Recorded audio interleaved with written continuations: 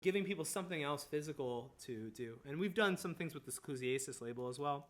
We've done some USB releases. We did 3D glasses with a website. You went on and you played the track and you watched the 3D website. That was kind of fun. This is Darren Keen's EP or album that we did. EP with remixes. It's a USB bamboo necklace. So it's a necklace and then it's got the USB in there. It's pretty cool and it's bamboo, so it's sustainable. We did USB wristbands. So it's like a USB that goes around a wristband, and you can. The funny thing is, I mean, you get the release on the USB, but then you can like take it off and put whatever you want on that USB. You can use it like for class and stuff like that. The funniest thing I ever saw was like, someone actually using it to DJ with, like walking into a CDJ 2000s in a club and then taking the wristband off and plopping it on the CDJs and then playing their set, which I thought is kind of, it's an interesting thing that we live in a time that you can do things like that. We've done a cassette with that label as well. Just lots of fun random things. Does anybody have any questions about that stuff at all? Yeah. Do you guys hire like a marketing team to do a lot of these things or come up with these ideas for you, or are they just ideas you came up with and ran with? Yeah, we do most of it all ourselves. We have like a team of people who help with the labels, who are part of our team, and we just come up with an idea that we think is kind of interesting. We try to do things that other people aren't doing. I mean, granted, like a cassette or a vinyl release is something that other people are doing. But like with the USB things, it's just kind of like, well, what other people aren't necessarily doing? What could be cool and just different? I think that's one of the things that we try to do. We don't actually work with a marketing company. We do work with distributors for distributing content. So we do most of the physical sales ourselves. So when you order from the website, it's one of us sending you the release. But for digital sales and like even for vinyl sales, when we're doing those go out to distributors, and the distributors are fulfilling orders and putting the digital content into the stores. We're not actually doing that ourselves. The only thing we do ourselves is Bandcamp, I guess, when we do something on Bandcamp. But for like No Remixes, for instance, I work with a distributor who's based in France, and they have an app that I use, and I submit the metadata and all the data that goes in the background behind the scenes, so that when someone clicks on that file on Spotify or downloads that song on iTunes, it triggers to their system that a sale took place. All that stuff gets submitted to them, along with the masters and the art and everything like that. So we're still doing something, but we don't actually deliver it to the stores. Yeah, what's up? Hey, man. What's the software you use to run your online store? We're using WordPress. WordPress? Yeah, I don't know. I don't get involved in the Seclusiasis and Slachaki sites per se, in designing them at all.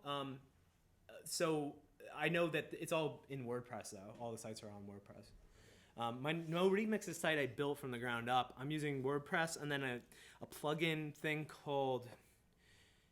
It basically links with PayPal, so that people, when it triggers automatically to go to a PayPal, loading a cart in PayPal. When the sale gets made, I get sent the email, as well as some of the other. There's a couple other people that get sent the email as well, so for fulfillments or anything like that. So that's how this is all built. This is using someone's template that I just spent hours mangling to try to get it to do what I want to do. And then I also have a couple other sites as well that I've all built around WordPress as well. Like this is my studio site, which I don't really show too many people. But yeah, this is like all just like a WordPress template that I just put the pertinent data on so that it just does what I want it to do. Yeah. Ooh, it moves, yeah. It's really exciting. I'm like, honestly, I'm the worst at those kinds of things. I mean, maybe not the worst. There's probably people that have absolutely no clue. But I mean, I can do a basic WordPress, really basic like HTML. And beyond that, I'm useless. It's not an area that I've spent a lot of time trying to become good at. So, but it's enough that it does what it should do, and I think that's really important. That the navigation is very clean, it's very simple to use. I think that's really important. Yeah. Yeah. I'm interested in the name of your record label, No Remixes. Yeah. That means It's funny. We did these shirts that say. I'll tell you the story behind it, and then I'll show you the shirt first though. So we did these shirts that say. No remixes, no after party, no dance floor. It's tomorrow already. That was the phrase that I came up with. This was before the label even launched. This is the guy wearing the shirt, the model. But anyways, what I came up with is, so much of the music has changed over the years that I've been doing it. And one of the things that is a trend that I see on a regular basis is you get these releases with like 7 different remixes or 12 different remixes. I get on a lot of mailing lists because I used to DJ on BBC Radio 1 Extra, and we do a radio show. So I get like 100 emails a day with songs, and I can't listen to all of it, of course. But the ones that always amuse me are the ones that's like, here's this person's song. Here's this remix, and I love it when they call out the genres. They're really being specific about the techno remix, the drum and bass remix. I immediately will never listen to that. I think if you have to call something by a genre name, it's not interesting to me. I don't want to hear what that is. I think everything that we've done with our branding for our labels is kind of anti-genre. Even street bass, it doesn't mean anything. It's a made-up term. So no remixes for me is kind of playing off of that. At first, I wasn't sure how people would respond to it. I actually asked some of the artists and composers what they thought of it, and they were all kind of into it. So I was like, okay, great, then I'm going to run with that. Because that was a difficult thing. I was trying to figure out what's a name that would be fun. And the way I do it is all run into the words. It's all one word. So it looks like, when you look at it at first, you're like, nor mixes? No, nor... There's people there's a couple people that were like, what is the name of this label? Oh, it's No Remixes. Oh, that's how you're supposed to say it. Okay. I kind of think it's all just a play. It's not necessarily... We have released some dance music on the remix label release. So it's tongue-in-cheek, I guess. It's not overly serious, but the music's serious. Does that make sense? I've always had a lot of fun with my press photos, too. If you've ever seen some of my press photos, I have these weird arms. I'm wearing spacesuits. But my music's serious. I wouldn't want to release music that I thought was silly or in any way that had that attitude. It's just not what I'm into. But I don't mind having fun with my image of what people perceive of the person.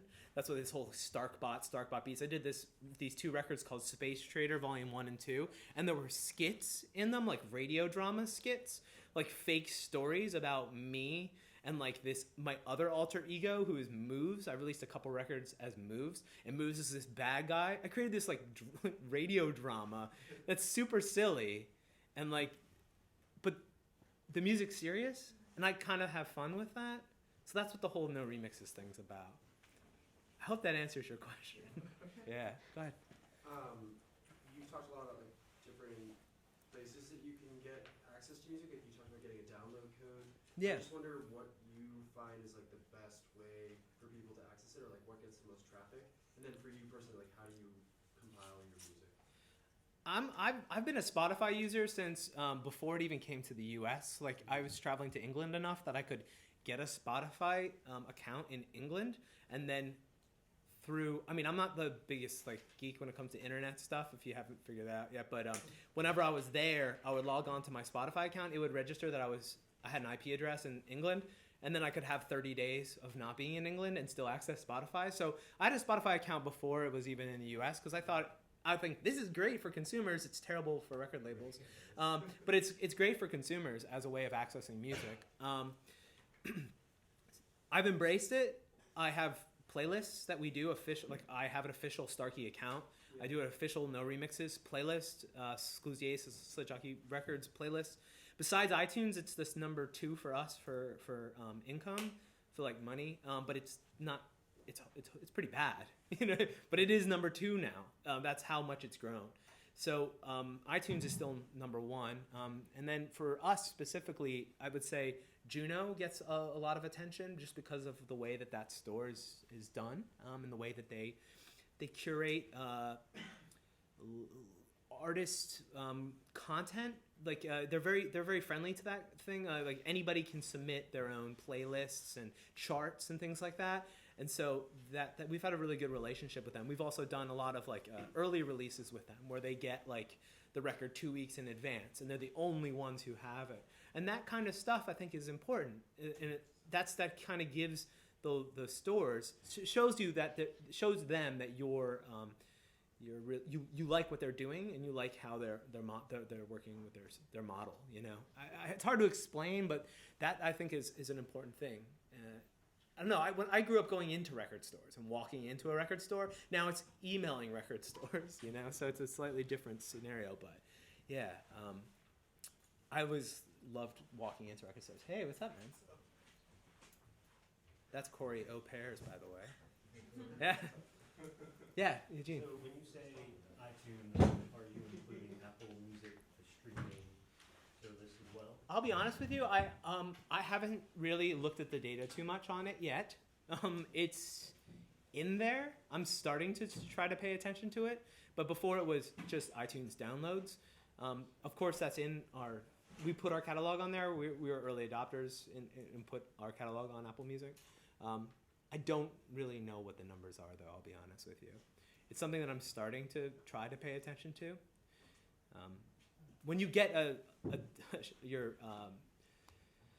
your royalty statement or whatever, or what it is, it's just massive. It's lines and lines of code. If you think about every time that someone hits play on Spotify, counting as one line of an Excel spreadsheet like that, it's just thousands of lines of.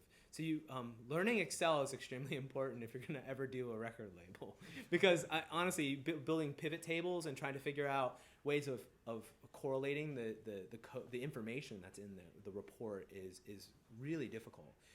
But I've kind of gotten a decent grasp on it now. My Excel skills have increased over the past couple of years, which is great. That's helpful. But that's one of the things. Usually you don't see data for like a few months after something launches. So since Apple Music only really launched last summer, right? We're just really starting to see trends, in my opinion. So. And what about Tidal? Is that even on your radar? No, I don't even think we delivered a Tidal. I don't. No one uses Tidal. the only people that use Tidal are the people that walked up and signed that thing. You know that? Do you see that thing they did? Like, what? They're the ones who use it. They're the only ones. Yeah. No, I mean, I've never used it. I've never tried it. It's not something that interests me. There's other things like RDIO. That's a site that's pretty popular. There's a lot of people that use Rhapsody and stuff still. Those are just sites that I never personally have used, but we deliver to them and everything like that. Any other questions about that stuff? So one more question. Yeah, go ahead, Eugene. So in regards to all the labels you have and you've told us about, where would you position your music in that? That's a good question. I've released on all the labels, sort of. On No Remixes, I haven't done a Starkey release. I did a remix for a project as the Starkville Symphony. I should have just done it as Starkey. I did do a remix on the remix album as Starkey as well, which is a track called Bay Windows. Let me see if I can pull that up for you guys to hear. Sort of going off on that, like your last album was out on Alpha Pup. Yeah. What made you release on Alpha Pup instead of your own label? You know, Was there a request from them, or was that your idea? it was me. I've only released EPs and singles on my labels. I've only released albums on other labels. For me, it's about the community and reach and what those labels are doing and being a part of that community. For now, I think honestly, labels today are all about what their audience is and what kind of audience it might help to bring to your records that you don't already have. So, for instance, if I release something on one of my labels, well, I'm already talking about all of the stuff going on my label, so that's great. I think people who pay attention to me are already aware of what I'm doing on the labels, but when I release on a label like Alpha Pup or Ninja Tune or something like that, there's people that follow those labels who might not have known my name, and now they're seeing my name in context of releasing on a label that they follow. So I think that's just one aspect of it. But I like being a member of a lot of different communities, and I'm very democratic like that with what I'm doing. I've released on lots of small labels as well. Even done some like free giveaway things. I just did a track for Saturate's new compilation that's coming out tomorrow, and they just give everything away for free. So it's like, it's a label, but they give it away for free. You know, what is a label in the year 2016? It's whatever you want it to be, really. It could be a community of people together, just pooling resources to help each other out. You hear about collectives being a popular thing now. You know, just a bunch of artists coming together to try and create some kind of community around the music. I think that's really, really important. So that's what I've done. Yeah, I mean, I don't even know if I have it up here, but this is the No Remixes SoundCloud. I don't even have the record up here. I'm sorry. This playlist has no tracks. What the heck happened there? Something happened there. That's not good. DMCA, man. I know. What a bunch of Universal wants you. yeah, yeah. So I don't know if you. This is. I'll play some. This is Corey's record.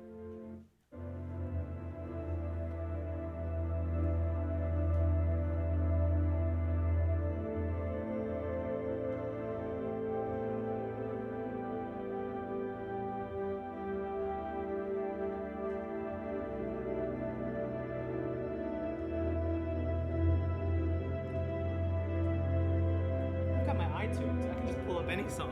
What am I thinking?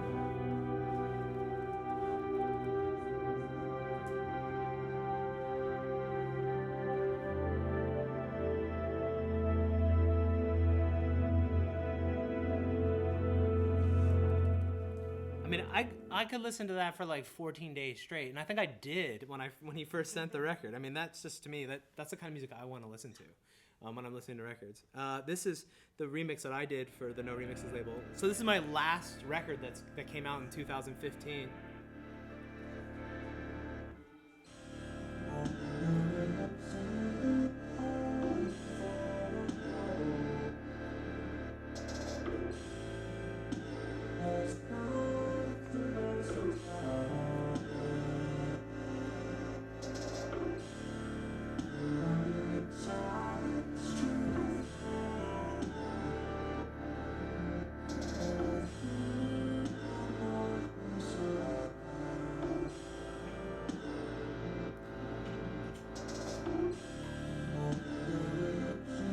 So it's kind of a hybrid. You know, it's got a beat, sort of. It's very kind of ambient, droney. But anybody who's familiar with like the grime scene, that one sound that's in there is a really famous grime sound that's been used by loads of producers, Wiley, and I've used it numerous times as well in tracks. So I'm like hinting at like the past of what I was doing for a long time, and not to say I'll never make records like that again, but this is just kind of where my head's at right this moment. This track does get a beat though.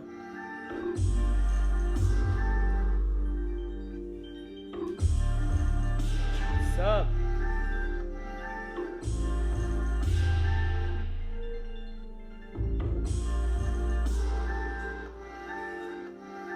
This is probably the slowest track I've ever made. It's so slow. It's like 50 BPM.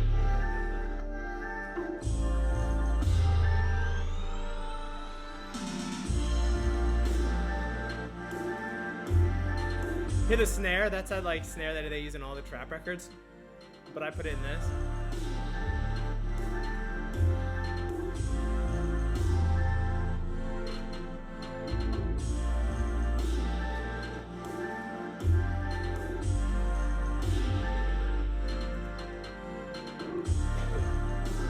So that's like kind of where my head's been, this kind of washy ambient vibe. I am working on a couple of tracks that are not that.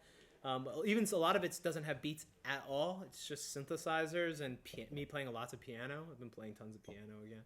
Yeah, question? Yeah, just out of curiosity, like, what's your like creative process? Like, do you like start with like a melody and then like add like drum lines, or like whenever you start with like a strong like drum beat and then just like fiddle around with like adding melody? It usually involves me sitting in front of the piano and playing something. I grew up playing piano, so I usually will sit.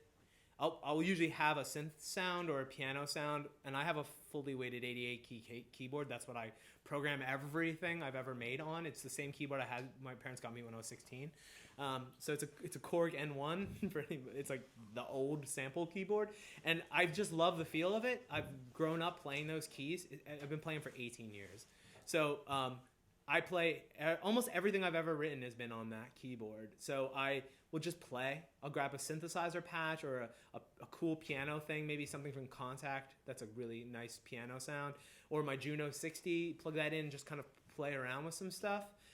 Lately, I've been doing some stuff with the modular, so I'll send, I have the iConnect MIDI interface, so this allows me to send audio and MIDI between my modular and Logic. I mostly produce in Logic, and also using my iPad. So any of the audio apps you have on your iPad, you can stream the digital audio from your iPad to your computer using the iConnect MIDI. I actually was so into this device that I bought it the day that they got it in this like Guitar Center at like Plymouth Meeting, yeah, out there. Like I was like ordering it. They were like, they didn't even put this on the shelf yet. I'm like, yes, I want it. Get it from the back. You know, like I heard you guys got it in. I was like, this is gonna be game changing for me. And it is. It's amazing that you can pass audio digitally between your computer and your iPad, and then also all the MIDI has 4 MIDI DINs, 2 in and 2 outs, and then you can access that. I usually will have another MIDI device feeding audio back into my interface. So I have an 8-channel interface with everything kind of like normaled into it. So that's it. Yeah. Do you have any sample kits? Yeah, Native Instruments released one of mine for battery. We're actually going to be doing something in that world in the very near future. I don't want to say too much about it, but that is something that we are going to be doing with one of the labels. But I did an official artist kit for battery. There I am. Download the kit. So if you go onto Native Instruments and search for, you don't have to have battery. There's just regular wave samples in there. So you can load them into any sampler you have. You don't have to use battery. That's the only thing that I think that I've done so far. I've done a bunch of things for Native Instruments, like demo songs and other things over the past few years. So. Wait, didn't you put patches in Molecular? Yeah, I have patches you can get for Molecular. I have what else? I did some demo songs for Battery and Monarch and a couple other things, but those are just demo songs on the site. Yeah, patches for Molecular is the one other thing that you can download from their site. If you go on, I think, and they might even come with the newest download. I don't remember, I'll be honest with you. It's a fun, it's really fun. Download demos. Video and sounds. Here we go. Video and sounds. It's getting better. It's around here somewhere.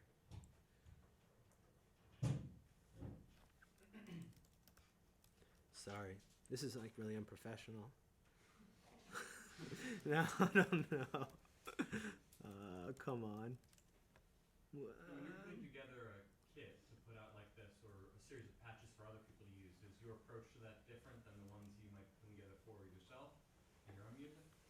The patch, like doing that Native Instruments thing? Yeah. No, I just kind of made sounds that I would use on my records. Yeah. I mean, I've been teaching at colleges. I don't believe in secrets, in a sense. I don't mind sharing everything I do creatively with other people. Like, oh, do you want to show me your session? Yeah, fine. I did that for Red Bull. I'd open up a whole session and go through. Here's the plugins I use. Here's the synthesizers I use. Because it doesn't matter. If you have the exact same stuff as me, you will not create the same music. Our brains are just not going to be the same. You know, what we think of as, if I take this one plugin, I'm going to make something completely different than you're going to make. I tend to not, I'll preset jump in a sense of sometimes when I'm learning about something, but from there, I try to build everything from scratch. Of course, if it's like a Contact instrument that's already made, then I'm working off of that instrument. But it comes to synthesizers, I tend to just make it, from scratch. Even when I teach, I open up the Subtractor on day one. A couple people have been in my classes that are in here, and I literally go through it step by step. Here's how an oscillator works. This is how a filter works. And don't load presets. Create your own sound from scratch. If you want to make something that sounds like a flute, what does a flute sound like? Try to recreate that sound. that's always been my approach. So yeah, if I'm gonna do something like that, I want people to get what I would be using or the sounds I would be creating for sure. That's how you get complete originality too. There are so many presets I can just hear in music. I'm like, Yeah. oh, that's that. Yeah, someone asked me the other day about, do you use MIDI packs? You know, like this is a thing, right? MIDI Like melodies? people like will sell MIDI packs like of melodies and Oh yeah. like I'm like, what? Are you kidding me? Like, no, like I'm not gonna use that. Oh, Sarah, is that you? Hey, what's up? Honestly, the MIDI pack thing, it's like, well, I write music. I don't paint by numbers. Like so much music I hear, or now we're going off on a complete tangent, but so much music I hear is like paint by numbers music. It's like I grab this pack and this loop and this. I mean, I try to not even show students Apple loops in my production classes. Like, unless they really want to know about them. I pretend like that doesn't even exist. Like because I don't want them to think about that. You know, that horn sound and that stupid Apple loop, everyone has that.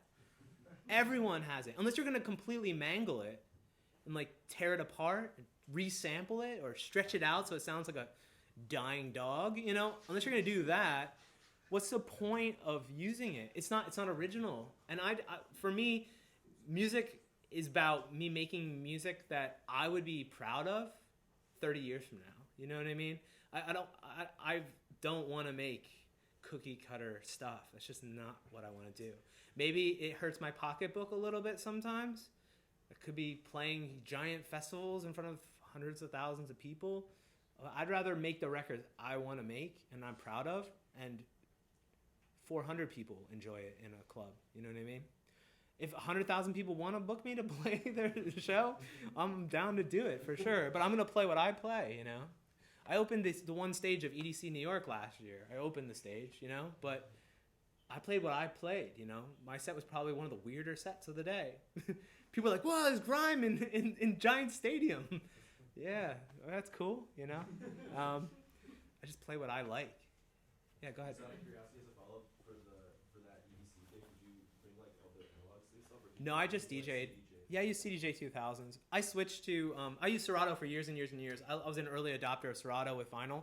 I love touching records. It's just, like I said, it was a way of doing something on stage. I was an early adopter of Ableton too. I learned Ableton Volume 1 and was using this, version 1, sorry, Volume 1, and was using this same X-Session Evolution controller back in 2004 and 2005. They don't make this anymore. It works, so I still use it. But this was my baby, and I would do live sets. And then I was throwing parties here in Philadelphia, and when I couldn't play every month. So I basically would DJ in between the months that I wasn't doing a live set. And that's how I kind of got into DJing. I DJed in college at the college radio station. I grew up in Allentown, so it was Muhlenberg College. So I DJed in high school on their station, but DJing in college radio in high school was like this song, and then like, I don't know, just kind of banging in another track and playing some ambient thing for like 4 minutes and then talking on the mic. And like, it wasn't club DJing or anything. It wasn't beat matching, if you will. So I really learned to beat match and like actually play records when I was like, you know, I want to do something that's more fun, that's more interactive. Actually like grabbing a record and like queuing it up was a challenge. It was like, Ableton, you hit play and it plays. Do you know what I mean? Like I found like that was really boring. There had to be something else happening. Now I'm using Ableton for the live set because I'm doing all this other stuff. I don't even look at the computer. The computer can be like closed for my live set. I don't need to see it. And that's fun because there's a lot of stuff to play with. Anybody else? Or should I start talking about the setup or any other? I'm open to whatever questions. Okay. Real quick. Yeah, go for it. Just out of curiosity, what are like some of the artists you've been listening to, like in the past week, I guess? Man. Let me go here. You know what? Look at Spotify history. Yo, did anyone download that game Lifeline and then immediately remove it? Like this fake astronaut is constantly contacting me to help him out. Do you guys know what I'm talking about? There's this app called Lifeline. It's a game. It's supposedly a game, but it's really like an annoying Tamagotchi. Has anyone tried this? No one. It's really annoying. He's like, all right, you're the only person I can talk to. Can you help me? I don't know what to do. I'm stuck on this planet by myself. And he gives you this whole story. And then he's like, should I? And it's like a choose your own adventure book all of a sudden. It's like, should I do this or should I do that? And I'm like, okay. And then I tell him to do stuff. He's like, all right, let me try this. I'll get back to you. And then like 25 minutes later, you get a push notification. And he's like, all right, I did that. It's like, I've only been doing it for 2 days, but I'm just like, dude, chill out. I'm trying to like do something right here. The new Italtech record on Planet Music. I love Tim Hecker, so I'm always into what he's doing. He just signed a 4AD. What else am I listening to? The new Rolly Porter is really good on. That's on Triangle. There's some wild stuff on that. What else? The new Ghost in the Hills, which is coming out in February on No Remixes. We're actually starting a residency. You guys are the first to hear about it. We're gonna be doing it at the art department in Philly here every fourth Friday, but it's gonna be an early thing, like 7 to 9 p.m. So it's like not quite club night because we're not gonna be playing club music. It's gonna be more ambient style stuff. So I'll let Eugene know about that if you guys want to come through. And to be clear, not the fine art department here. No, the art department, the place in Kensington. Yeah, the art house. What else am I listening to? Nicholas Jar stuff a lot. The Brad Mehldau box set that came out just before Christmas. I love Brad Mehldau. His like 4 albums. It's 4 discs of him playing piano solo, which is fantastic. I listen to the Hello Dolly soundtrack at least 3 times a day because my daughter is obsessed with Barbra Streisand. That's not an exaggeration at all. My wife just played her Barbra Streisand live one day, and that was it. My daughter is obsessed with Babs, as she calls her. Babs. What do you want to listen to? Babs. And all day long. I showed her Hello Dolly for the first time after she listened to the album like 4,000 times, and now all she wants to do is watch Hello Dolly. But it's 2.5 hours long, so she has to watch it in like 15-minute spurts. But she's just obsessed with it. So I listen to loads of Barbra Streisand. What else have I been liking? I've been listening to those Autechre Live things that they released. I've been listening to Nils Fromm's last like piano record. That kind of stuff. Yeah. We also have a new release coming out in March from Atmospheric. I just mastered this weekend. So that I've been listening to a bunch because it's brand new. Did you have a question? Yeah, I'll get you a second. When you're first starting to use whatever software you started with, I guess you said you use Logic now, but mostly, yeah. What was it like a trial by error thing, or what was your sort of training? So I grew up playing piano, and then I played saxophone and oboe in the band, and then I picked up bass about 7th grade. The reason why I started playing bass is because my friend played guitar, so we're gonna be in a band, right? I played bass, he played guitar. So I played bass in the school band, and I studied upright bass, string bass in high school.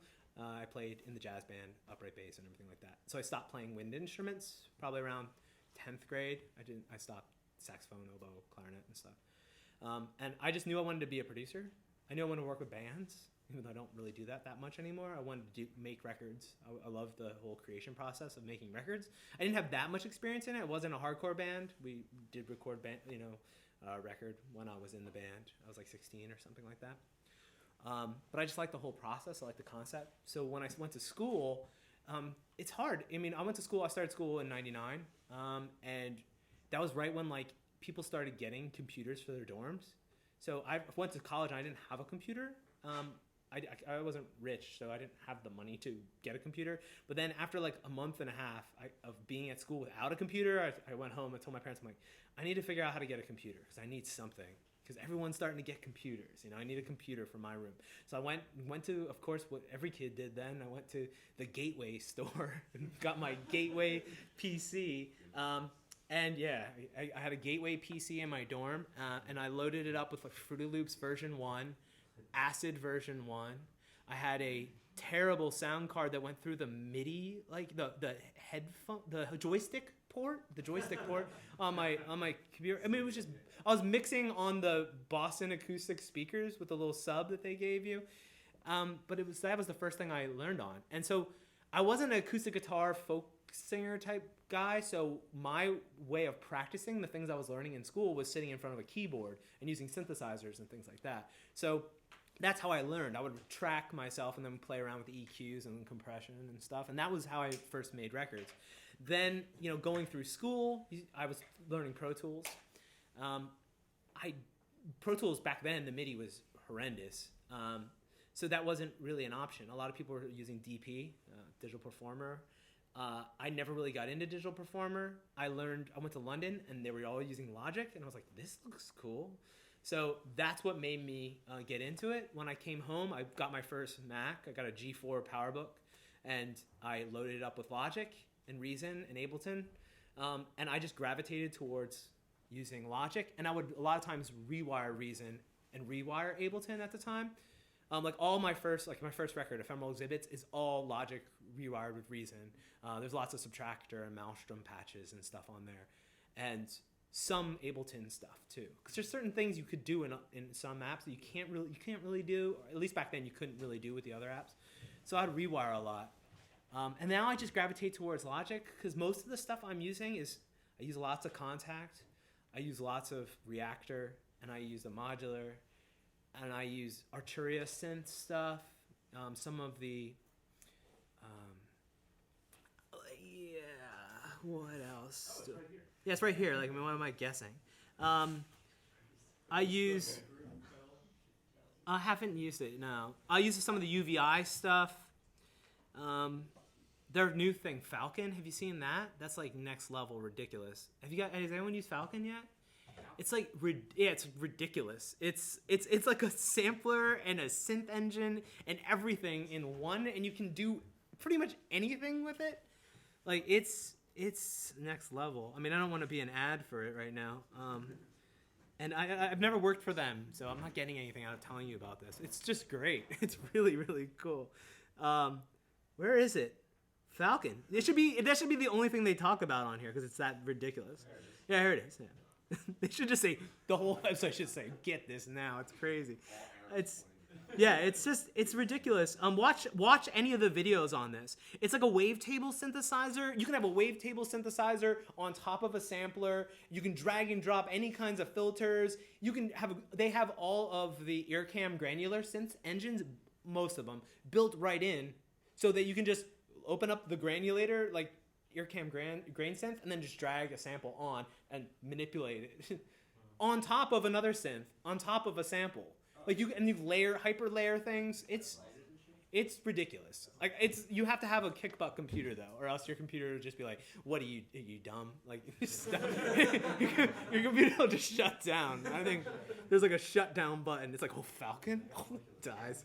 But it's really honestly next level. What they're doing is crazy with it. I highly recommend it. It's not super expensive either. It's $350, and a lot of times they'll do. I think when they first came out, it was only $200 or something. So I got it the second day I saw it. I was like, "What is this?" But I highly recommend watching it. You can do some really cool synthesis with it. So A couple people, sorry. Go ahead. just with this, you said you use Logic to do a lot of your production. But Yeah. You're using Ableton to do your live. So how do you bridge between there? Do you just bounce a lot of your stuff to samples? Yeah, stems. So right now this is one song. So I'll answer your question in a second. This is a song called Planes, and right now this is just the drum and bass parts. And so the drum and bass parts don't come in till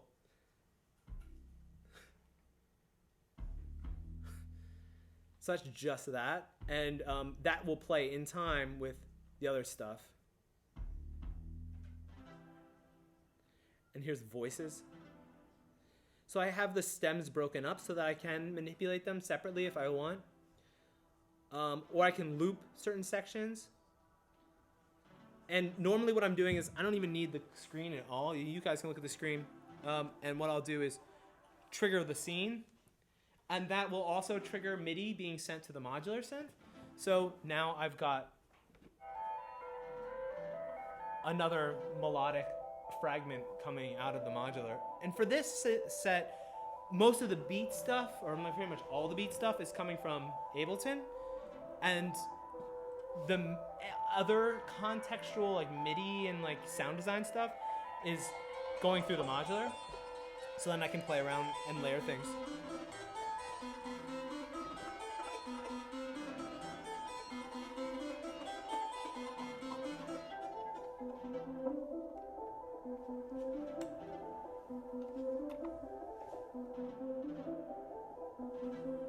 So I'm just looking to see what's going on. Some of the volumes were down.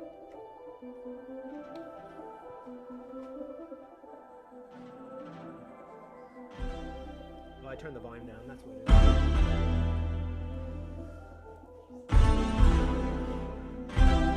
is. So this is one of the songs on the new album. And now, the cool thing about it is like, I can play around with it, and I have like all the effects and filters on this. I can also loop sections of it too on the fly if I want. And then I've got 3 oscillators going on my modular setup here. I've got Yarns, which is a mutable instruments module that's feeding and understanding the MIDI from the computer and then creating the control voltages to go through the Eurorack system. I've got Elements, which is a modal synthesizer or modeling synthesizer. I've got a VCO from EMW, which is just a straight analog multi-waveform oscillator. And then I also have, Yarns has a built-in oscillator, digital oscillator as well. So I'm feeding that from here too. And then they all show up separately, so I can mix them. I have a quad envelope generator, so I can change the shape of the envelope. I've got a low-pass filter that has FM, so I can mangle the waveform. And even with this guy, the straight, this is coming out of the, this is the square wave right now. I have pulse width modulation on that. And I can frequency modulate it too. And that's being created by this guy here. So you can see by the end of the set, you might be like, oh yeah, you know. Yes, you know. So that's the kind of freedom that it allows you to have. And now, like I said, there's some people that do like full-on sets with just modular stuff. A lot of that either is really experimental or ambient, or it lends itself to techno kind of stuff because you can just get a beat going and then like tweak it for like 7-8 minutes. I mean, yeah, that's cool. That's not necessarily the music I make, at least like, or I'm presenting. So I have to have something that's a little bit more, I don't know, this is very melodic. A lot of people, when they're working on a modular system, they're not very melodic. So when I first start before I do anything with the set, I've got to tune the oscillators. Like I'm moving around, cables are bumping things. I got to make sure the oscillators are in tune because, especially with something like the Elements, just little, it's totally giving you different tunings. So now it's slightly out of tune, which might work, but this digital oscillator coming from the Yarns gives me like a way to tune it during the set, so I know that this is always going to be pure. It's going to give me exactly the pitch that I want, so that I can tune the other oscillators to it. And that's how I use it as almost like a control while I'm performing. So if something goes out of tune, people were asking, someone asked, do you wear headphones? When I was setting up, I don't wear headphones when I do this because I don't need to. Everything I want to see is right here or right here. I don't need to. The only time I ever use headphones is if I have to come on after someone else and they're playing and I need to check to make sure the oscillators are still in tune. I could either plug the headphones directly into this. I use the Make Noise Rosie, which is an output module, which allows me to do A/B, like almost like a DJ crossfader for the modular. It also has a headphone jack, and it also has a 1/4-inch output. So I'm using the 1/4-inch output to feed to the mixer, but I also have a headphone jack with a Q level. So I can actually plug that in and hear what's going on with the oscillators if I needed to, which is a fun way of, going about doing it. So now we just jumped topics, which is cool. But let me answer your question before you forget it, and I forget you had a question. And then we'll get more into this, and I'll have you guys come up and we can talk about it. Two questions. One is, what do you think of alchemy and what, like, the newest version of Logic? Yeah, it's cool. I never used it until they put it into Logic. I wasn't a cam audio guy or anything like that. I'd seen it. I knew people thought it was cool. It's very much like the Falcon concept where you can do loads of different things. I started playing around with it a little bit. That's all I can say. Demo submission, like email contact? What's this? Do you have a demo submission thing? Yeah, send me a message on Facebook or SoundCloud or something. Yeah, that's what everyone else does. No, I mean, yeah. Or I'll give you my email, like my personal email, before you leave today. That's cool. I'd love to hear what you're doing. Yeah. Any other questions? Yeah, go ahead. Or I can play some music. Or we can talk about stuff. I don't know how you guys want to do that aspect of it. But go ahead, Noah. Why are the play triangles orange in the master column? I've never seen that before when I work with Ableton. Oh, those, whenever you do a BPM, and you trigger the scene, it'll actually change the BPM. Oh, So that if you see where it says Proton 146, if I trigger Proton to play, you'll see my tempo will automatically jump to 146. Okay, Yeah. So notice also I've removed all the stop buttons. Do you guys see that? Yeah. All the stop buttons are removed so that you can actually DJ beat match back and forth. So you remove the stop button so that when you trigger the next scene, it doesn't stop the scene ahead of it or behind it from playing. So this is just how I think about it. I'm thinking about it kind of like it's a DJ set.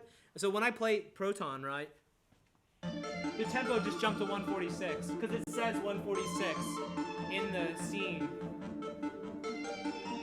So the original tempo was 130 before, and now it's at 146. Does that answer? Oh, if I jump back to planes,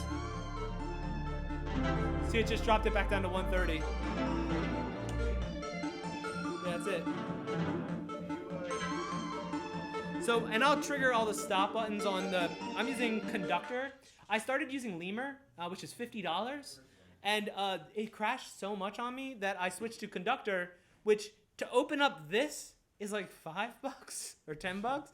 And I'm using it wired connection so that I don't have to set up an ad hoc network. It's connected. It's faster that way too. You'll see I have different things set up to different places so I can have more control over what's happening.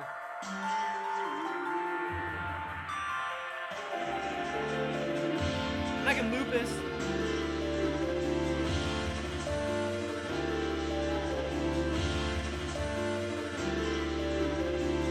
Go out of it.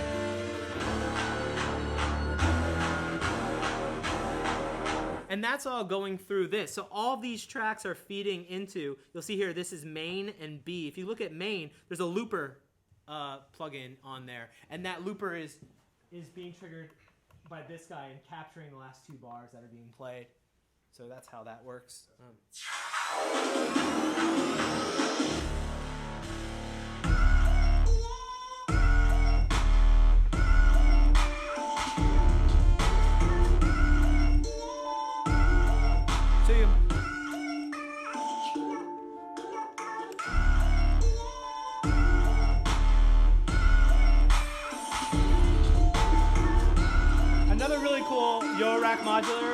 Module is clouds, and with clouds I can freeze the incoming audio and capture it and then turn it into basically a grain synth.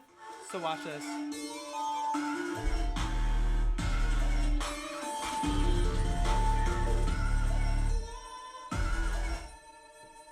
So now that's captured in here, and the cool thing about that is you can scrub through it. If I want to, I can take the reverb out, take the delay out. Now this is a randomized version of what's happening. I can make it more linear. Hear how it's bouncing back and forth? I can change the size.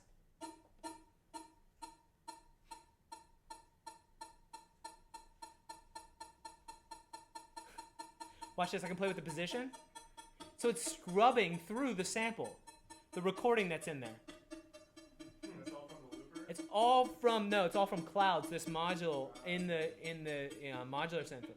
And so depending on the setting, it controls the timbre, the quality of the sampling, and then also how long you can do. So if you actually use a degraded sample quality, you can record a longer sample, and the position will scrub through that.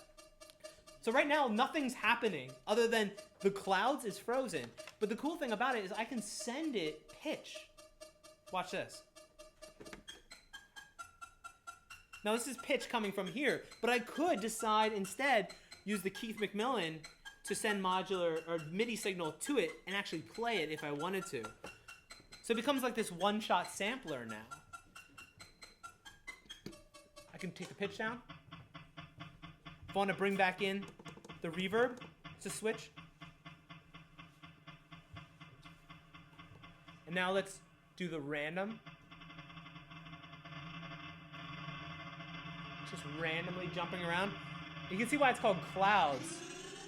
You can kind of create this really hybrid.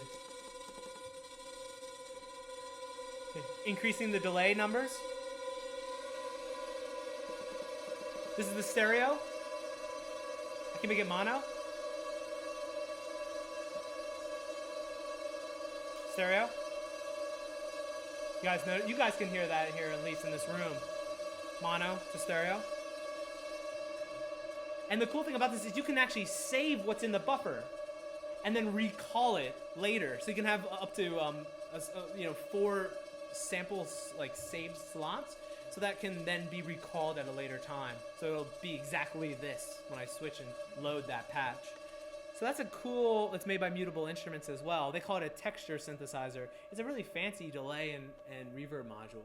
And people, since it's open firmware as well, people have created other firmware for it. So you can actually update the firmware and change how it works. So that's one of the most popular ones is one called Parasites. I haven't actually done it. I've heard some of this stuff, but I haven't actually done it to this unit because right when I got this, I had to go on tour. I'm like, I am not updating firmware on this thing and doing this stuff. I'm like, I need to make sure I even understand what I'm doing because I literally these modules are, some of them are kind of hard to get sometimes because this one's like, made by hand by a bunch of people, and so they only get them in and then they sell out right away. So I had to order this one like a month and a half in advance, and I only got it like 2 weeks before I had to go on tour. So I had to like learn how to implement it into my rack. But I have tons of space in this rack to add more stuff. Go ahead. I think after hearing that you incorporated granular synthesis into your live set, how do you deal with like volume levels? Like what kinds of things do you keep in mind when you're?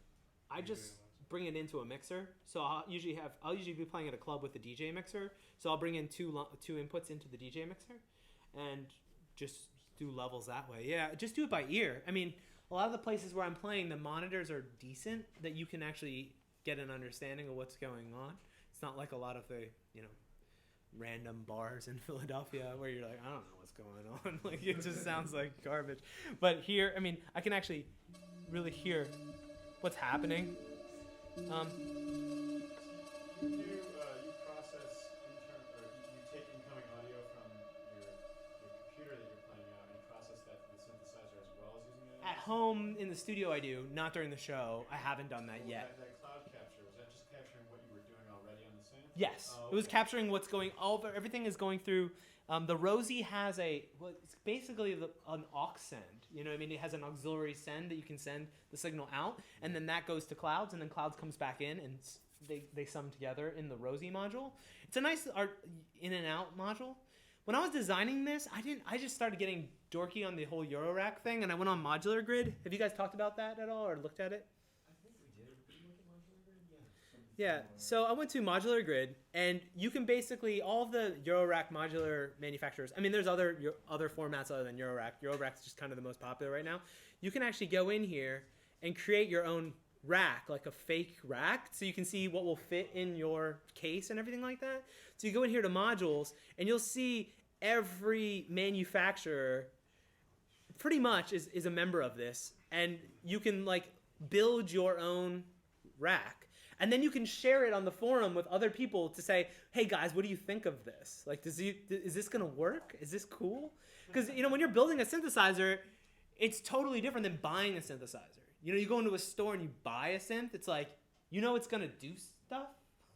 You know what I mean? Like, okay, well, they got oscillators, there's going to be probably some filters or some envelopes. if you're building a synthesizer, you don't have anything to start with unless you buy a system like Pittsburgh's, built system or Make Noise's built system. I didn't really want to do that. I bought a Pittsburgh case because this case is kind of nice. It's not great for rain, but other than that, it's good. But then I put together, I'm like, well, I need some oscillators. I need a MIDI input because I knew I was going to be triggering sounds from the computer. I know I needed probably some kind of filter, a low-pass filter. This one can do low-pass, high-pass, band-pass. I knew I wanted an analog oscillator. I knew I needed some LFOs to do some things, low-frequency oscillators to assign to do random things, ramps and stuff.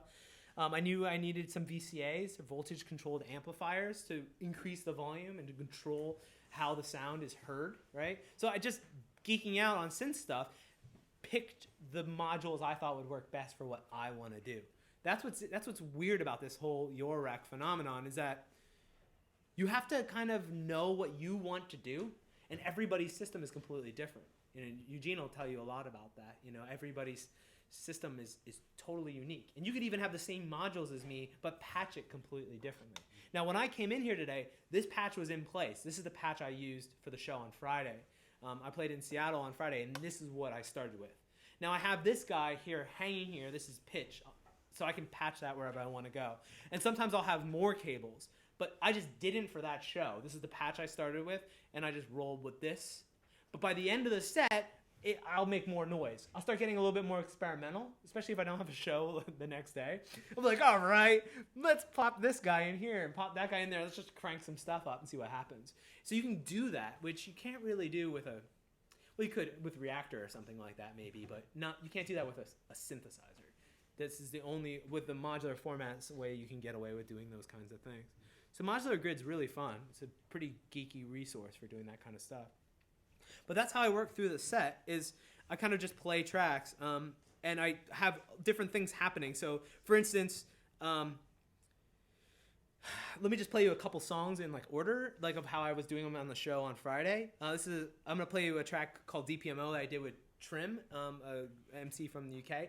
Then I'm going to go into Screwed On, which is another UK MC named DEE. And then I go into this track called Moonwatcher from my last album, but I use an acapella from another record that I put out, a track called Money with Sway's vocal on it. So I'm incorporating different vocals from different songs. I'll apologize in advance. There might be some language in these tracks, but we're all adults. We can handle it, hopefully. Okay, here we go. Let's play a few. Oh, this is also, I remixed this track for the shows. Completely changed how it sounds.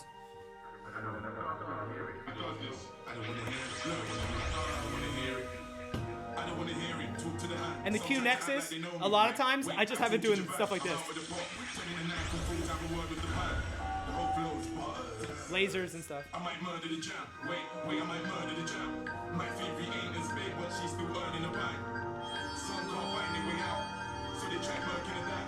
After signing, ain't certain ways you could have cast out or learning again.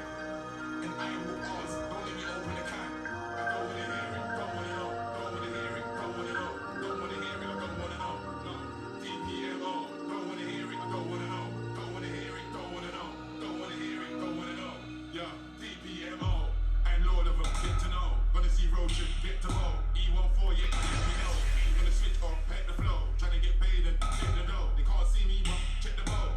I ain't paddling boats. Let me know. There's Picky, check the throw. I take the Mickey, be parole. Flame thrower with guns to throw. Riders, check the soul. I got food, check the bowl.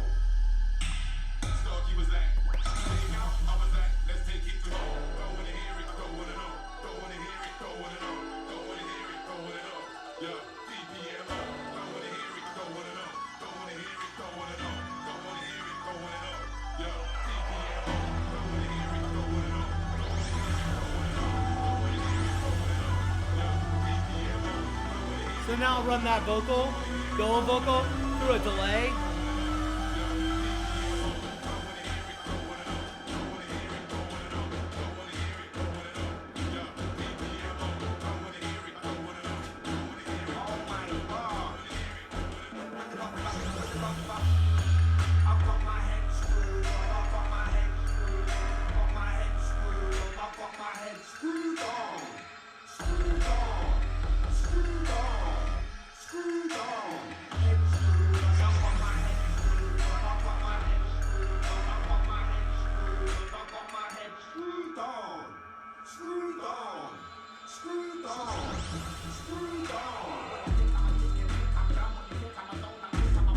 I'll probably kill the modular just on the fader.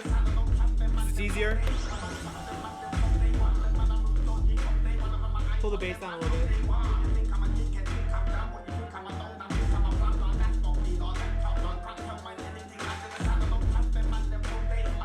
Probably during this part, I'll probably prep what's gonna happen with the modular for the next song, what I want to do. Because I don't have to do anything. I could play with it if I want. But it's just really easy to mess with the track. It's like a glorified DJ setup.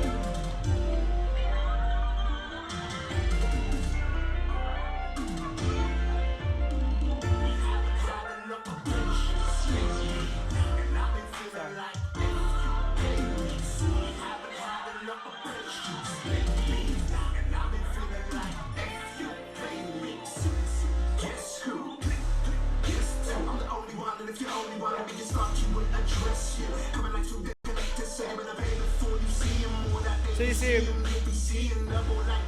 so it's a different vocal from another track.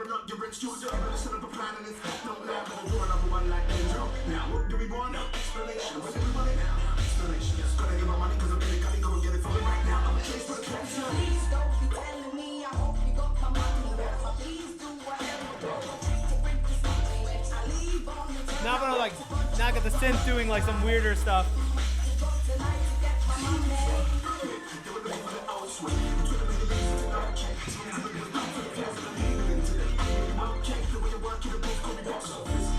And then I'll go into another track, overlap them, you know.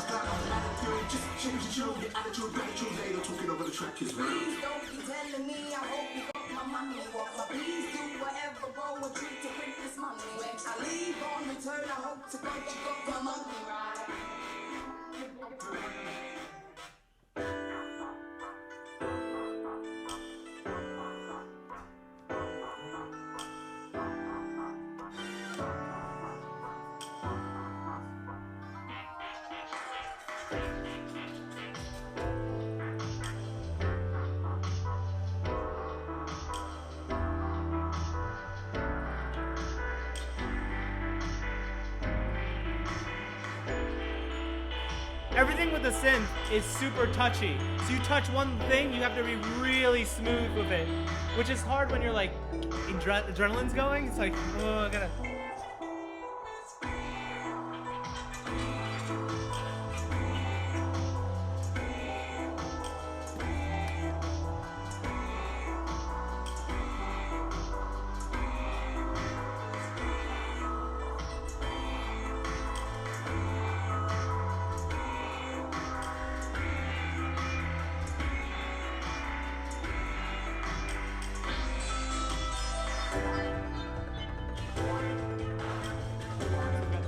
Some delay stuff.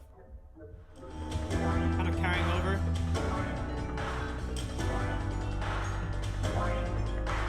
So as you can hear, like I'm using this for mostly like kind of melodic and textural things to kind of accent what's going on with the other tracks.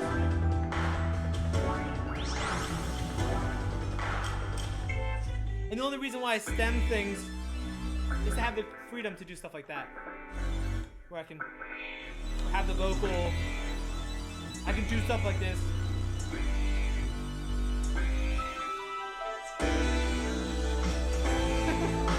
Mangle just a part of the track instead of the whole track.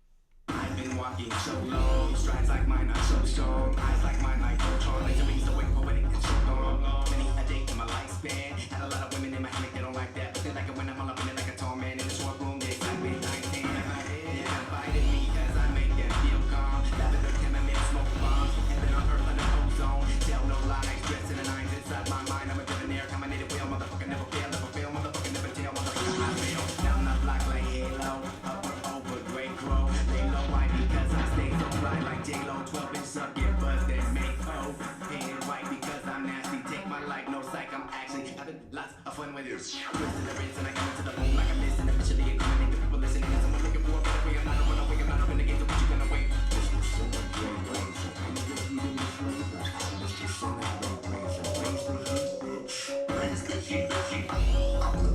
The cool thing about the modular synths, if you crank the resonance up, you can actually get to self-oscillate. It creates a sine wave. So that's the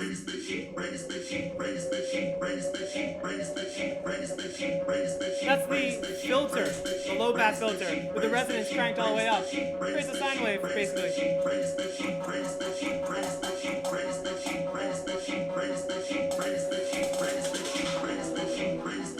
You won't want to do that for a long period of time, but it's good for transitioning.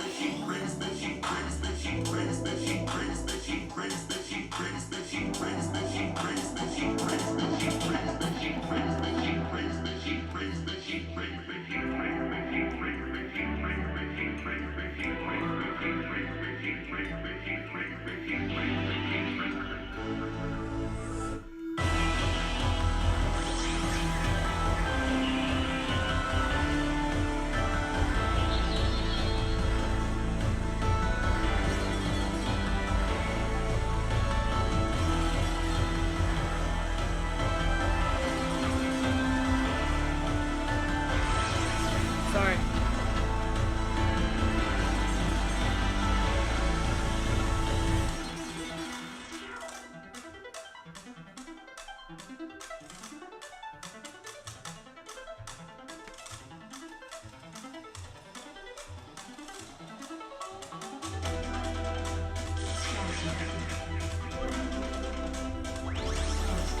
You always have to make sure that people who come in late to the club know who's playing.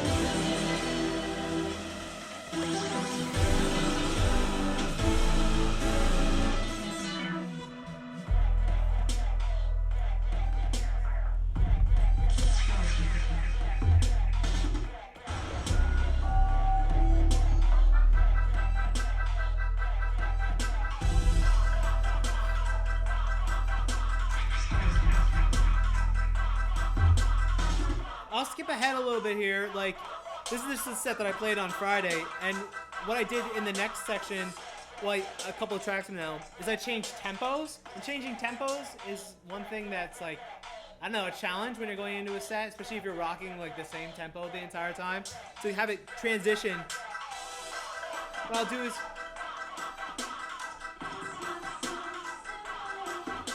you know, what I'll normally do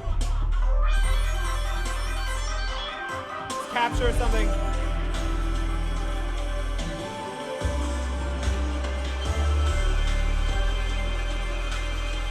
So I'll have this in place, that ready to go. I'll have it quiet.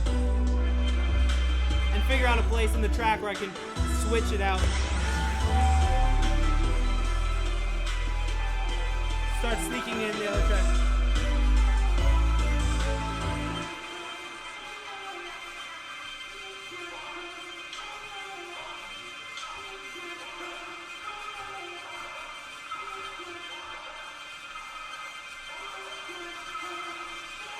So I just changed tempo.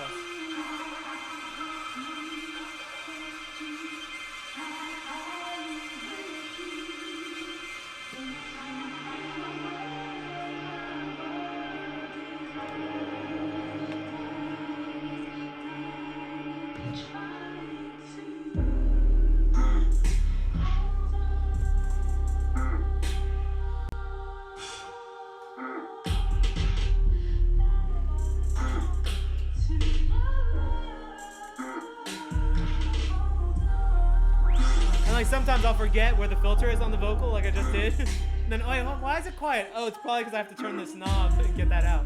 But that's part of the, I like the mistake aspect. That's what I like about DJing. If you screw up a mix, like people know it's a human thing. I'm actually doing stuff. I like that aspect of it. I screwed up. I know. Maybe like 4 other people are like, he kind of screwed up there. That's cool to me. It's not. It means I'm not a robot. This is the part of the set that just gets really slow. So it's the witch house part of the set. I don't know. But yeah. I like all this kind of like weird hybrid hip hop stuff. It's all about sound design. This is Rosemary Fiki, another Philadelphia artist on the vocal. She actually recorded this track. She recorded that track a couple years ago, and I produced a song around it, and then we never used it. She never ended up putting it out. So I was like, hey, I'm working on this album. I think that vocal you did was really cool, and I completely mangled the track and made that song around the vocal. Like almost like I was remixing a song, an original song. So that was a lot of fun, and it ended up on the record. You had a question? Sorry, a couple people. Let's go just in order. Yeah? You guys want to, oh, he's letting you guys start. We'll go in order. I hope that was like just, I don't know, that was a little explanation of some of the things. Yeah, I was just, when you have like new sets coming up, do you preset all your track lists then? And do you have any flexibility to jump around between any of these? Or do you pretty much, once you set it in stone, that's the track list you're going with? I mean, for a show, normally you have a set number of minutes that you're supposed to be playing. So someone will like say, oh, you're set 75 minutes, or it's 90 minutes, or 60 minutes. So I'll kind of plan that. For these things, when I DJ, I don't plan at all. I just throw tracks that I like in a crate or a record box now. It's like whatever the record box crate set list. I forget what they call it. And I just... A playlist, yeah. I don't know what... I just wing it. I kind of know what the songs are, and I know what... Maybe I know what song I want to start with and what song I want to end with. But other than that, I have no clue. But for this, you kind of have to plan it. You really have to have a little bit more... If you're going to do something that's melodic, like this, if you're doing something completely experimental and just playing with this, then you can have the freedom of doing whatever you want. But I still want to make, I like songs, and so I want my songs to still shine in what's happening. This is just auxiliary stuff, just extra stuff. Does that help? Yeah. I could move these around. I mean, I could rearrange things. I did, you know. I also have some songs that are not stemmed out. They're just kind of random things in here. They're parts of songs and stuff. And then I have other things. I did used to have more other random things sitting around so that if a set needed to be extended, like the person who's playing after you is having technical difficulties and you need to extend your set, I have things like that ready to go so I could do something else. But yeah, normally I kind of plan it ahead of time. Go ahead. So, yeah, follow up to that is how long do you put into preparing a set list like that? So that's the thing. With this, it takes a while. I mean, I spent a bunch of days working on the set. I had to go in and stem out all the parts that I wanted to stem out. And especially when you do lots of grouping of tracks and auxiliary sends and everything like that, stemming a session is really hard. If anybody's not familiar with stems, it's like taking the parts, the different elements of the song, and being able to line them up on beat, bar one, beat one, tick one, and hit play, and the track plays. So you have multiple tracks. I mean, it is tricky to get it to work properly. So you, like, the set list transfer, like if you're playing a bunch of shows, when you the same set sometimes? Oh yeah. Yeah, okay. For this setup, yeah, I played pretty much the same set for all of September, October, like with the one or two songs moved around, or like another song added in because I get to the club and they're like, you're playing 90 minutes. I planned for 75. Let me figure this out. You know, that's There's it. a ton of variation anyways because you're toying around and have. Yeah, I could make noise for 15 minutes if I wanted to. I mean, I don't know how some promoters would probably not be too into that for the clothes I play, but others would be really into it. Yeah, I mean, I did the first thing I ever did with this was at like an art space here in Philadelphia, and I did about 15 minutes or 20 minutes of ambient stuff, and then built into the last song on my album, which is a song called "We Get Lost Among the Crowds," and it's the song I've been ending my set with too. It's like super epic and just synth music.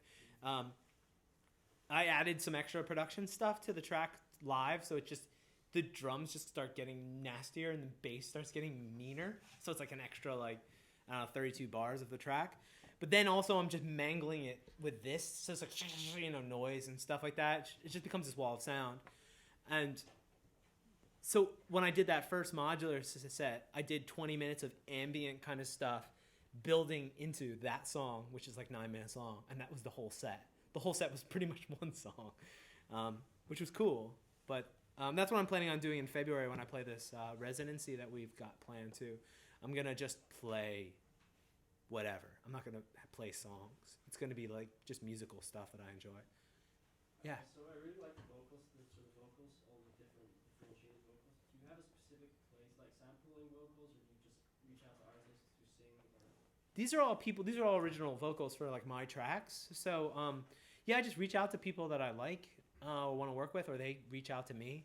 I've produced lots of stuff for other artists as well. A lot of times it's just a mutual thing. Like I'll do a production for their record, and they'll do a vocal for me for one of my records or something like that. That's it. Sort of running up to that, was when like you first got more popular, so to say, and like played increase and stuff. Was that a gradual thing, or was there like one place in your career where you sort of saw a sudden spurt upward, people started reaching out to you? It's weird. I think it's really for me. It was really organic. When I started producing records, this was like before MySpace. You know what I mean? And then I think it was MySpace was the first time that we were like, well, you can actually talk to people and like have friends that across the world that like can share songs and stuff. That was like a totally new and unique way of communicating with people. Obviously, we had message boards and forums and email and stuff, but like a social thing that was like really new. So MySpace was the first time I could send music to other labels real easily, and people would actually pay attention, at that time because it was so new. Like, oh, okay, and that's how I originally got like my first like record deal, if you will, with Planet Mu. Is I was just sending them my music, and I didn't know they were listening to it. And then at one point in time, I got a response back that was like, yeah, I really like this song. We should talk about doing a record. And then that record turned into an EP, and then it turned into an album, and then it turned into 2 albums. So I ended up signing like for 2 records. So it's just like, that just happened. My first LP I did was a record called Local Headlines that I did on Actress's label. I don't know if you guys are familiar with Actress. He runs a label called Work Discs, and he heard the 7-inch that we self-financed for the label, the Switch Hockey Records label, and he was into it, and he contacted me. I don't remember if it was email or MySpace. It was one of those, and he's like, I really like what you're doing. Do you like what we're doing? Yeah, cool. Do you want to do a record for us?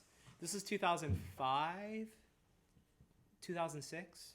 So it was just like really that was the first thing. So I was like, cool. Now I got this 12-inch to do for this label in England. And then I got in touch with a bunch of promoters, and I self-planned a tour to go over to England. I hadn't been there since I went to school in 2001. So it'd been like 4 years, 5 years, 4.5, 5 years. And so I went over there, and I slept on people's couches, on people's floors. I got in touch with some people who worked, for some reason, the people who worked at Fabric, the club in London. A couple people hit me up on my MySpace page and were like, hey, we really like what you're doing, I met a couple people from Fabric, And yeah, I just slept on people's couches, other producers who I thought their music was cool. I slept on their couch and took trains around London and, UK, I'm sorry, London, Bristol, and all that. And I didn't make any money on that tour. I probably broke even maybe, but I did it, myself. And this is 2006. And 2006, yeah, 2007. And I was playing music. I was making music back then that was, it was very UK centric from my experiences being there. I was really into what was going on with the grime scene. I loved the Streets and Dizzy Rascal and all that kind of stuff. And but I also really liked Mogwai and Sia Rose and Godspeed You Black Emperor and stuff like that.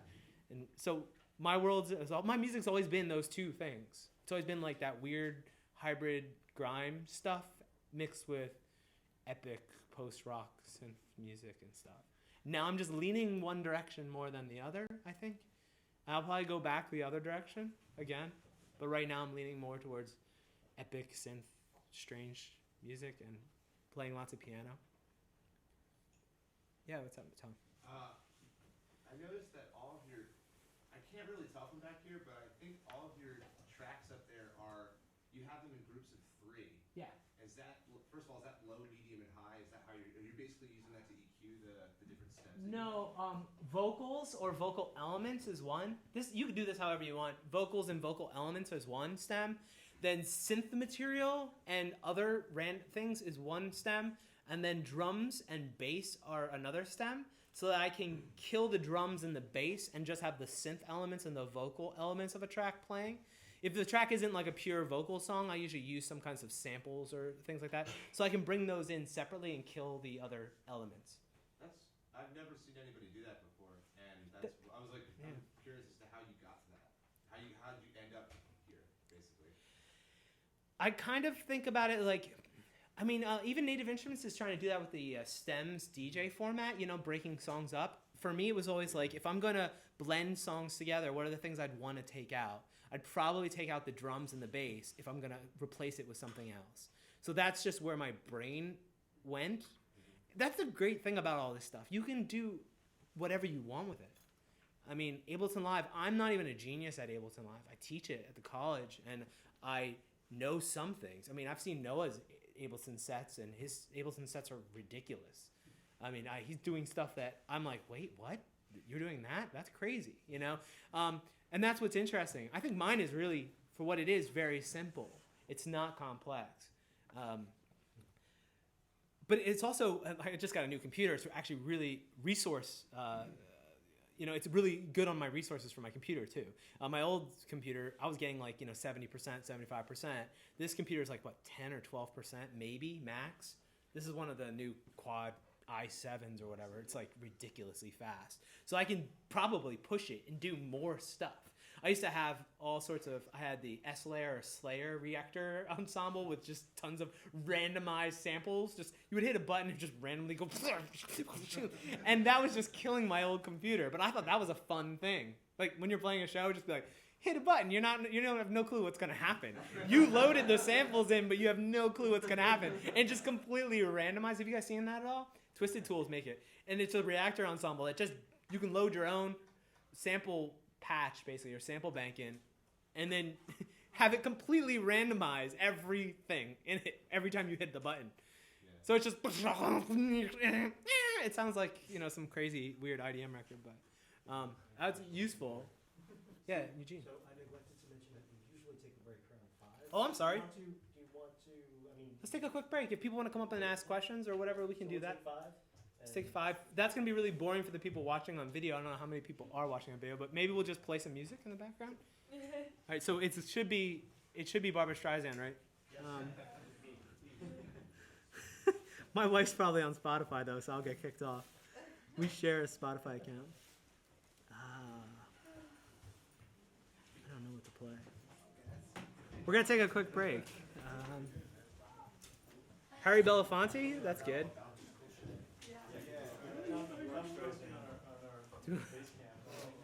Not in 5 years, but at least you should come. I don't think that's. We're gonna do some other stuff.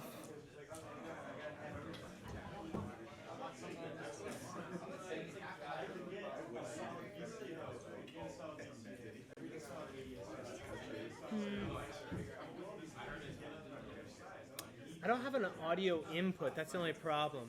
I was just thinking about this. I don't have a sound card for input, so I couldn't record what I'm doing with the synth. But I could just do it live. That's fine.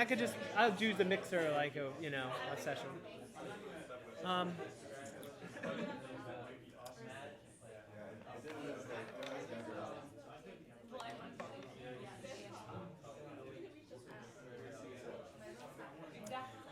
So we're gonna get back into some conversations here, guys.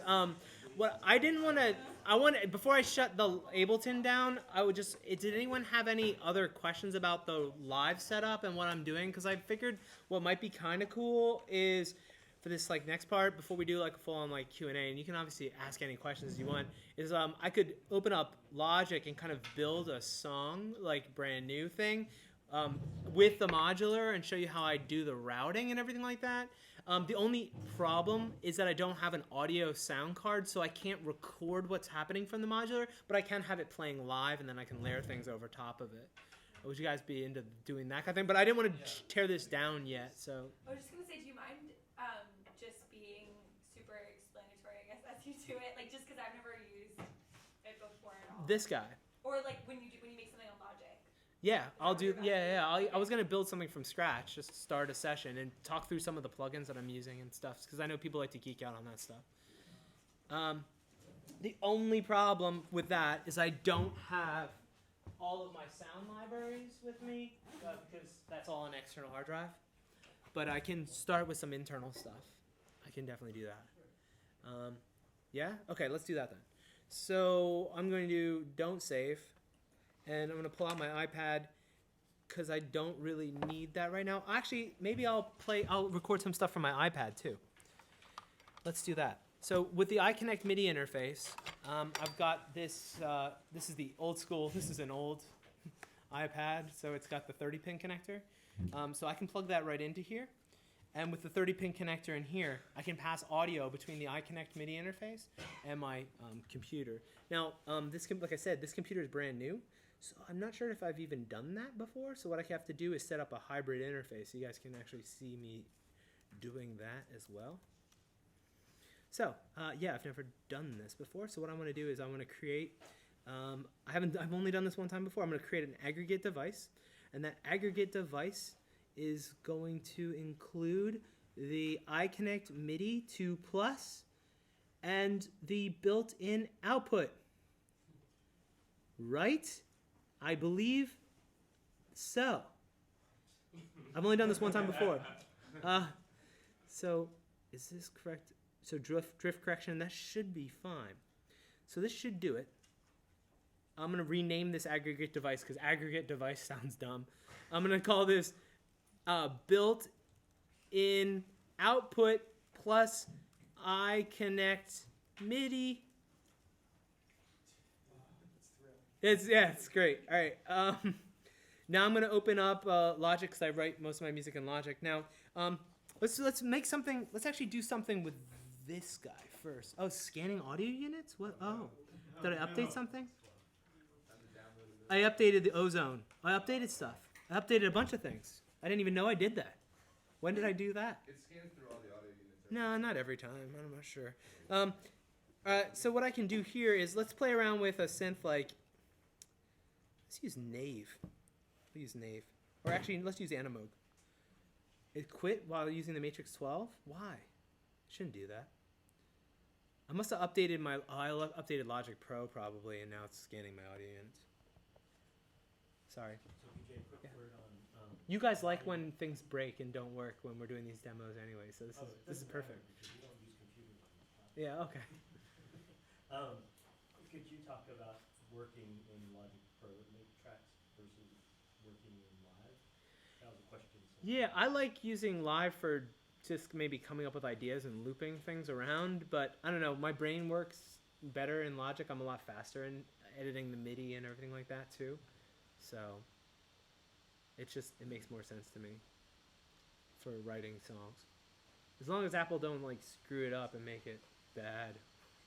I'll continue to use Logic as my primary digital audio workstation. So we'll see. I wasn't planning on doing this, so this should work. I don't know why. I must have updated Logic. I'm sorry. It's going through and doing its thing. The fan's going. The fan works. You hear that? It's really loud. Yeah, it's got a fan. All that. It's hot too. A little bit. With the Yeah, question. modular and with live and with all the synthesizers we've been talking about, Yeah. more and more we're sort of faced with the prospect of infinite possibility. Yes. When you're at this point in the stage, starting with a fresh canvas, Yes. do you ever give yourself like a structure? Limitations? Limitations to say, so that it's not quite just the whatever I want. No. No. My songs tend to be loads of tracks, like 60, 70 tracks. I You just find that overwhelming then, I guess. no, I do tend to find myself being like overwhelming myself when I'm thinking about what I'm doing with regards to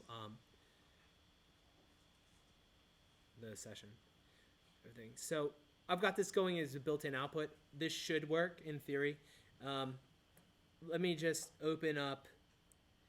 Like I said, I don't have the libraries for like contact and things like that. So let me just go with. Oh, you guys we were talking about Falcon, right? Do I have Falcon, or is it? It's not going to have any of the libraries, the sound banks. That's fine. So this is Falcon. This is what you get when you start. So what I can do is I can go to the oscillator section and I can open up the ear cam granular. And drop it right in here. And so I just dropped it across the entire key group. And then I can drag and drop the sample right in there, and that will load it into the sample playback. So let's go with, I don't know, let's load a whole song in. Let's go here. Is there any, is Hello Dolly on here? What do we have? Let's go to, The hacker song. yeah, is there any, a lot of this stuff is in my, let's just load something with piano. Here's Brad Meldow. Let's get that. This is 13 minutes. Look at that fast UPenn. So that, whoops, I dragged it to the wrong spot. My bad. Now that put that sample, see how quickly it is to screw things up? I put that sample like inside that. Oops, now it becomes an oscillator. I don't want to do that. Come on, I'm gonna start over. Sorry. You can really easily mess things up. So where is it? Falcon stereo and ear cam granular on everything. Okay. Dream Brother. This is him doing the Dream Brother song. So here we go. Okay. So the MIDI's getting there. That's cool. That's working. I think what I had to do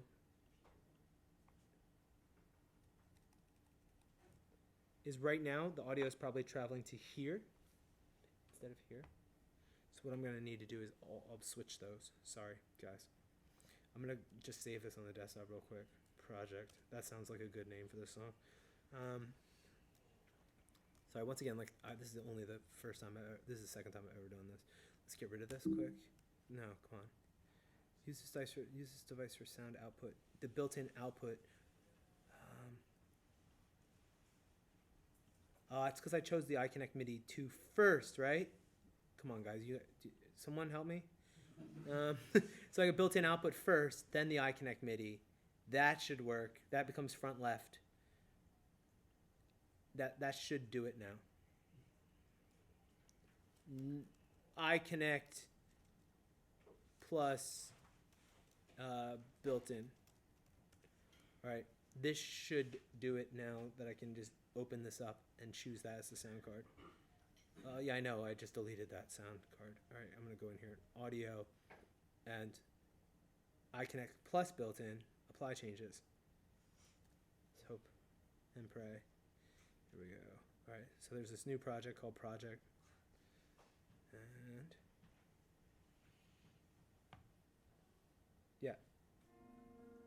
So that has granulated the 13-minute long Dream Brother Brad Meldau performance.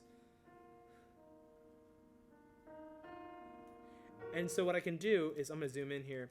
I can go in here and play around with the location of the grains and everything.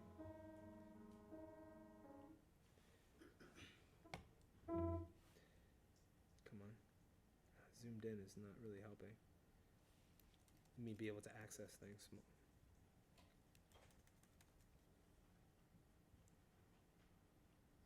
Where are my controls? Sorry, guys. There it is. It's just the screen resolution is so small that like the scanning is not here. So what I can do is I can play around with the pitch variation. I can change the position of the song. So let's.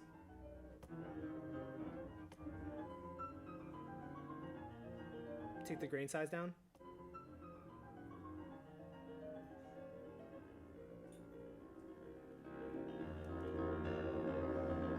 Change the speed.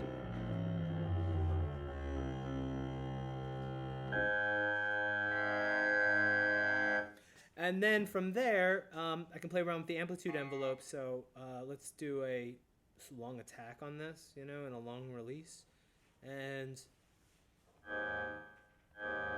that's not super long. Let's make it longer. Now, I don't even know what notes these are, right? Because it's just playing that part of the sample. And technically, this is illegal, right? You're sampling someone else's record, but no one is ever going to know, unless I actually use this in a record and then they watch this YouTube stream, that is that track. But you. It is called Project. Yeah. So what I'll do is I'll maybe just that's something that's inspirational to start with. I may not even use it in the song, but it's a cool sound. So I'll just record that.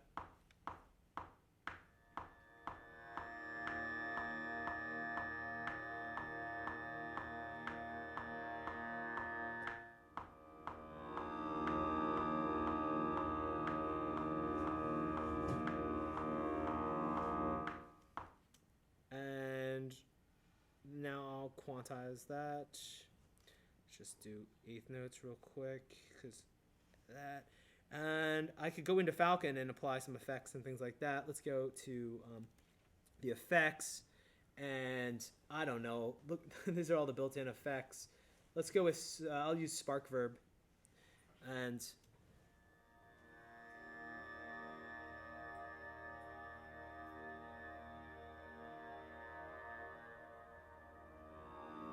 Gives it a little space to put it in, right? Instead of using another external reverb, I'll just use that. And I want to get all the bass out of that. You can see there's a decent amount of bass frequencies in there. When I teach production classes, it's high-pass filters, high-pass filters, high-pass filters on everything. Even your kick drum, you just set a little bit lower. Get rid of all those bass frequencies that are going to cause the sub or the woofer to have to try and fight to reproduce things. So let me just zoom, just kind of loop that out for a little bit longer. So Yeah. Can you extrapolate on that a little bit? Why you want more high-pass filters? Yeah, the woofer has to reproduce those frequencies by moving in and out, pushing air. And if you have anything that's occupying that space that is not necessary in the track, you're having those waveforms. You're adding those waveforms to the sub-bass frequencies that you want in the track. So what ends up happening is you're causing the sub to fight. Yeah, like listen, there's junk down here. Listen.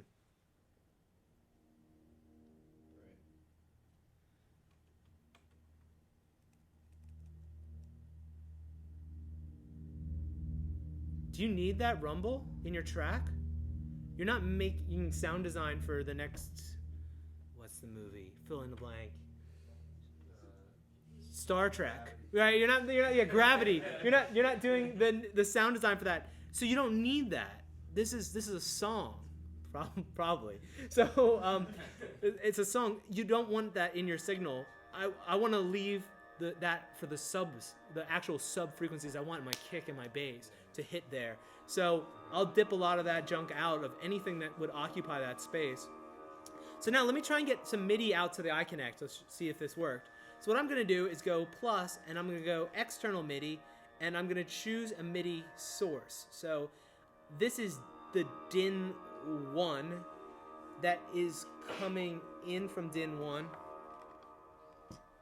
And I am getting MIDI on this, so that is good. So I'm going to go external MIDI DIN 1.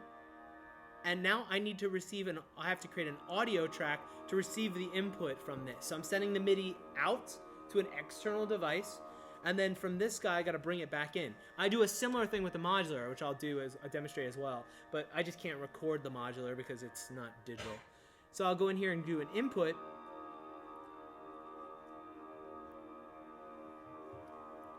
Where are my inputs? Did they not show up?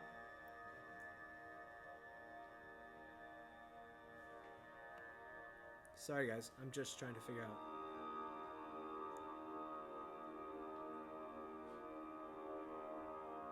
I'll just do iConnect MIDI plus. 2 plus is my input device. Let me just change that. It should show up with the iConnect MIDI input. Cool. All right. Input. So now I'm just seeing the iConnect MIDI inputs, I think, I hope. Ooh, something happening? Yo, something is happening. So right now, this is the Animoog synth, which is made by Moog, on the iPad. And this is sending the MIDI from Logic through that channel out to this via this cable, and then sending the audio back in digitally. So I'm getting a digital signal off the iPad. And then I can interact with it however I want. So let me just record some MIDI quick, and then we'll interact with it after the fact. I gotta figure out what key I'm in, because obviously that was a sample from some record. I just played notes. I have no clue what the key is, so I gotta figure out what the key signature is.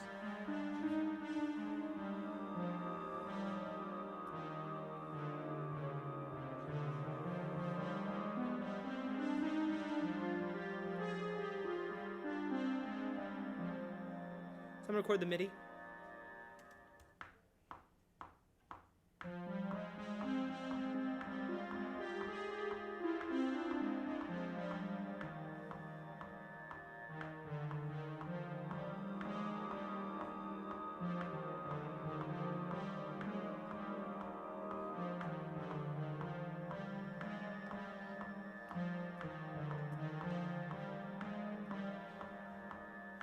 That was okay. Very new age, right? Perfect. Yanni, look out. I'm after you. I'm going to keep that. Oh, whoops. Sorry. I'm going to do that. Let's go with a little quantizing. Let's see what that's. I'm going to keep that. I'll just delete that waveform.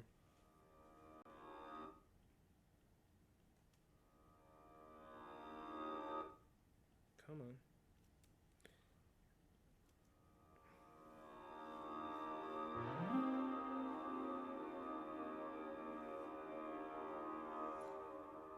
Oh, it doesn't like that MIDI.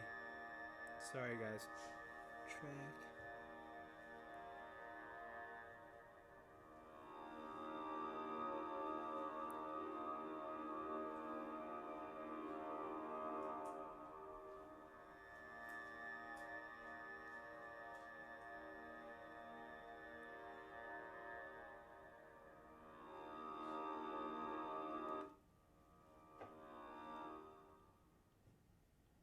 Doesn't like me right now. It was working. Yeah, it's sending it real time, but it's not getting there after it's recorded.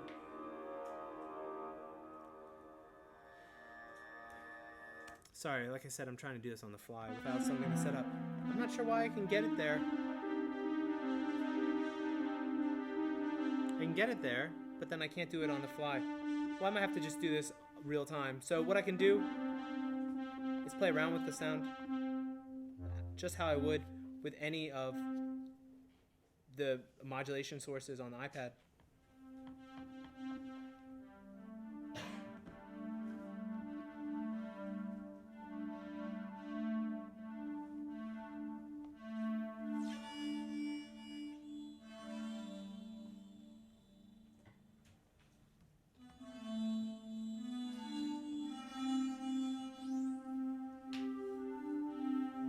So So I'll just do something a little bit, since this is working, I'll just do something live.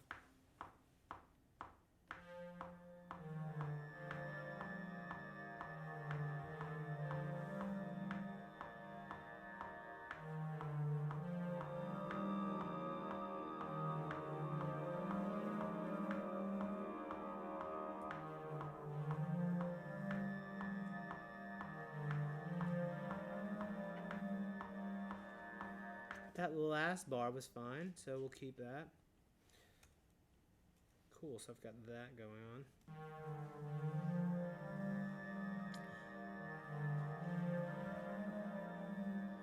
Cool.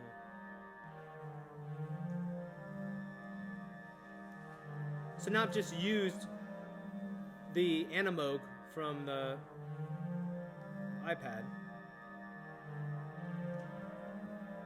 as a source for this track.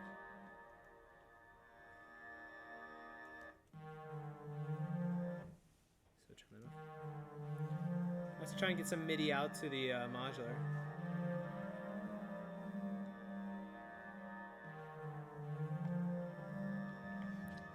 Cool. Now the modular, once again, is not going through the sound card, the audio in. So what I'd have to do is, if I'm going to play this, is I have to actually play it through here.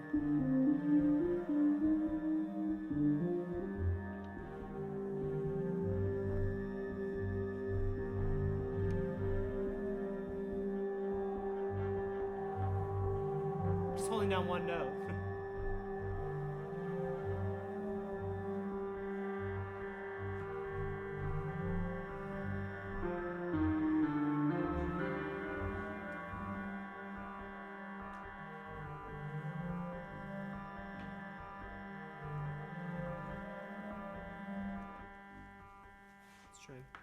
Hopefully this works.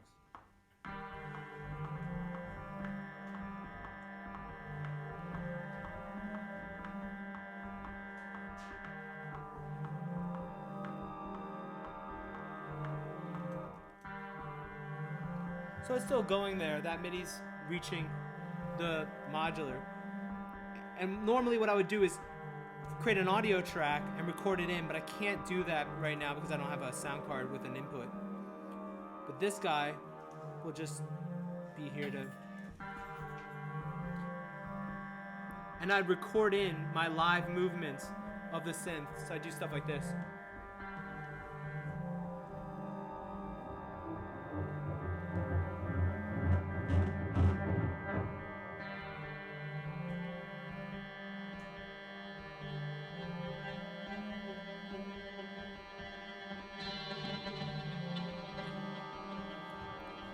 So record that onto an audio track and just play with it just like you would any other instrument. Pretend it's a guitar or something. But instead of playing the notes, I'm just sending the MIDI out to it.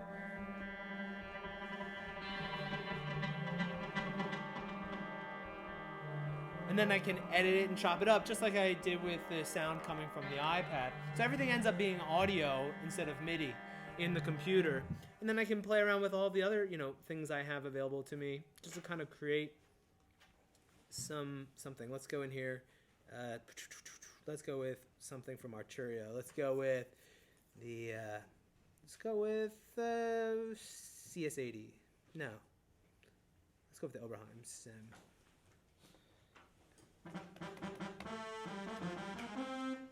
So what I can do with this guy then is, build a track. You add him into this track a little bit. Let's go with do.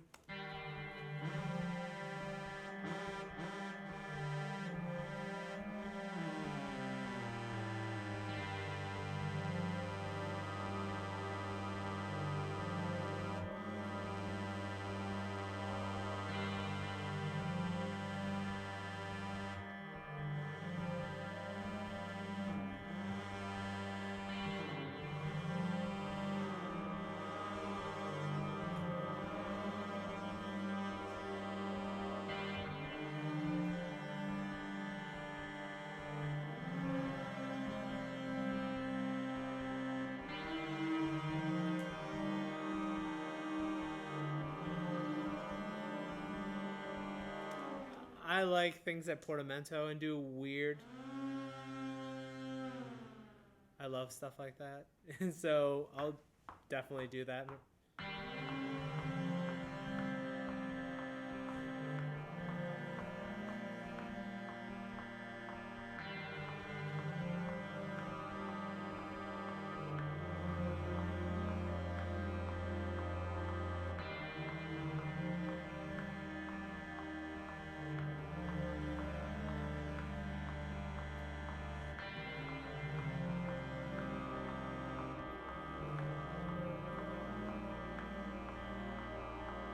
So I had to drop the octave down on that. This actually might become a record. This is actually, I really like this. This might actually become something that ends up, and you guys will be like, I've made it. And then I was there when he made it. And then you're going to want publishing. No.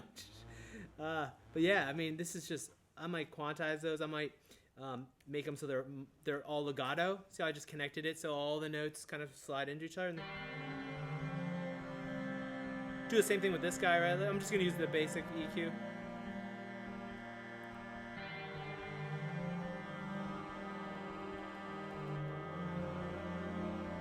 Let's look at the synth.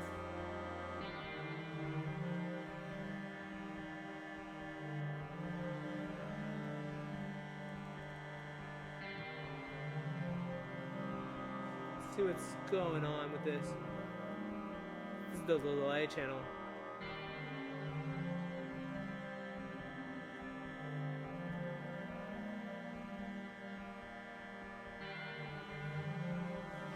Like that.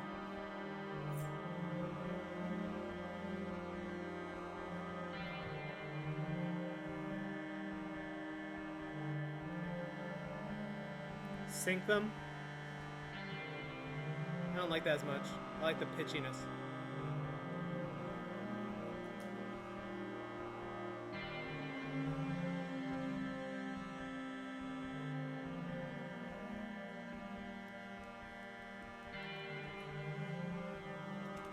So that's like the start of an idea. And then from there, I'll start layering and... This thing's still going here. Long decay. Yeah, question? Yeah, just generally about your creative process. I'm guessing you do like write drunk and edit sober. Wait, hold on. I mean, like the methodology that you just like let the creative juices flow and then edit everything else later on, or do you just edit as you make it? I edit as I go a lot of times. Or I'll end up with ideas, like I'll use something and then I'll be like, that could have been the starting point of the song, and then I'll completely scrap it and start over. Yeah, I mean, Corey and I and another guy named James have been working on a project where we just went, they all came over to my house and we just recorded all afternoon. And then I've totally just dissected the tracks and made new songs out of them. We just basically use it as sample content. Then we're going to come back together and edit it together, because my ideas are probably they're not finished ideas. They're just pieces. And then we're going to all get back together and work on a project. But the stuff that we're doing for that, I don't know what the project's going to be called yet, but here's a sneak peek. This is the kind of stuff we did. We all sat behind a microphone and just sang. Just nothing. Just, we all picked pitches and tried to sing. This is what we did.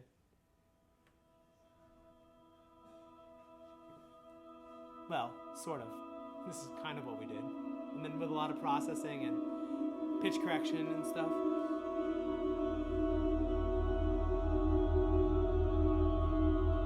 This is just our voices and a Juno 60. That's it.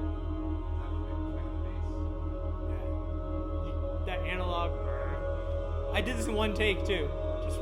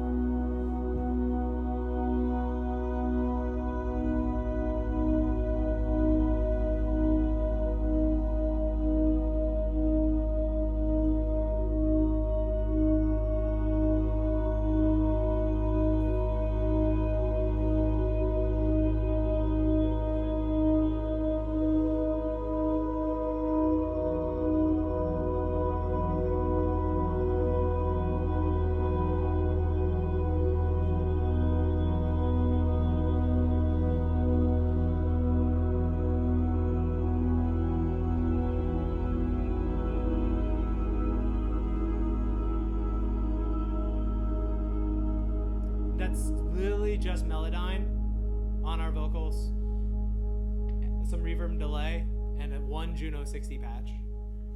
I could listen to that for like hours. I don't know. That's what I like to listen to. And other records that we did, we started working on. This is the modular. Just playing an arpeggio, like this arpeggiated sequence, and then we just.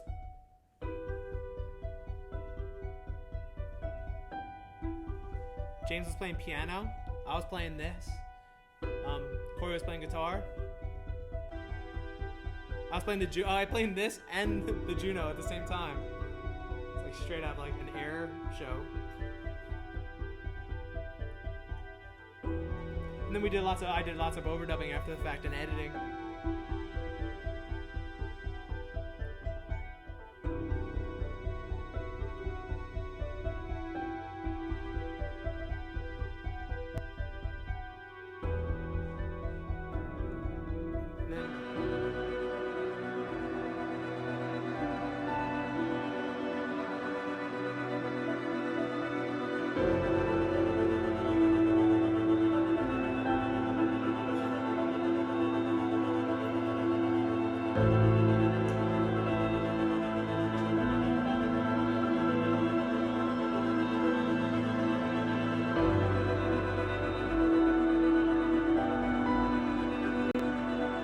Stuff's like unfinished. This is like where I was at with things, and we have other things. This is all coming from here. Yep.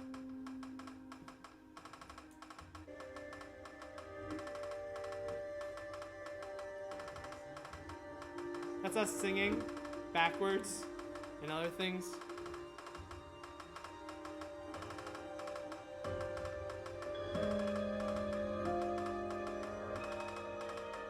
I was playing Wurlitzer.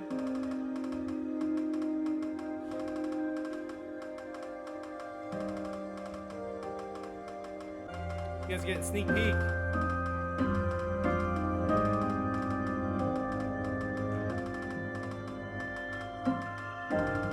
He had Ebo going.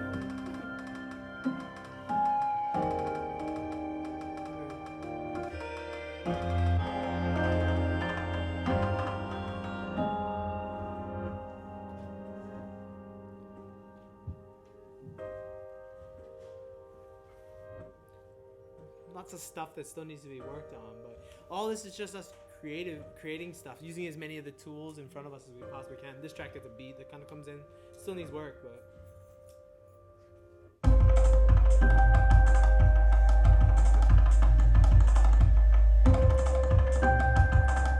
that's James doing this on his chest, and then stuff there. Instead of using melodic stuff, making it for percussion.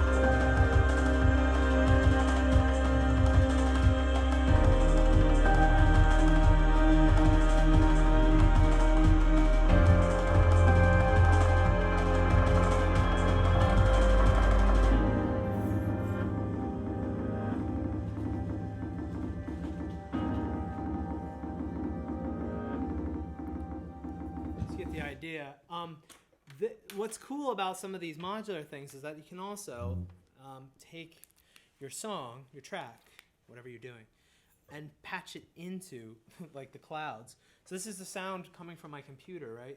So let's let me try and can I record something quick? Let's use a I don't know audio. Yes. Let's use the built. No. Sorry, I'm thinking as I'm the built-in microphone, right? Okay. So I'll do this a lot too. Let's just scrap this song for right now. Let's just mute everything, and I'm gonna sing into the microphone. Hey. Cool. All right.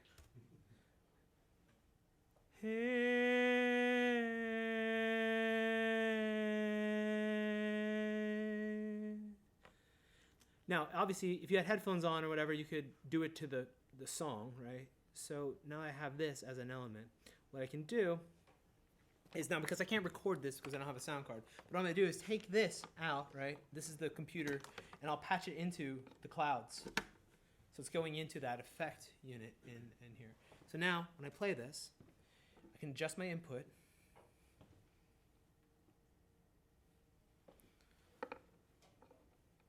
Did I just do that? I did it, right? Come on. Where are you? Mute the computer? I'm trying to see. Did I change something? Sorry, I gotta figure out what I did.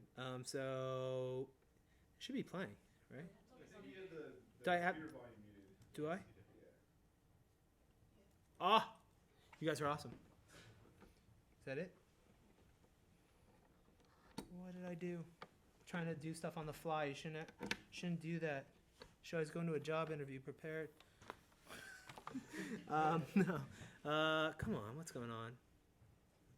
This in theory should work. I've done it before at home. So this is the sound coming from the modular, right? Or is this the sound coming from the computer? I messed up.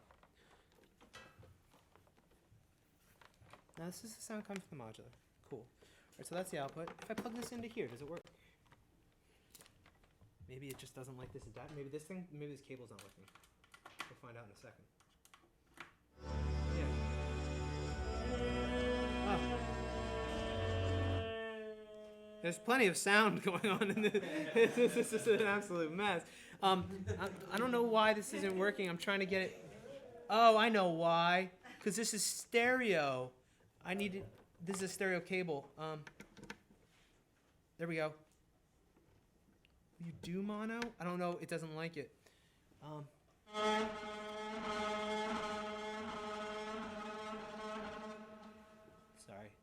Sorry. It's troubleshooting. Okay, so that's my voice coming from the computer, going into clouds.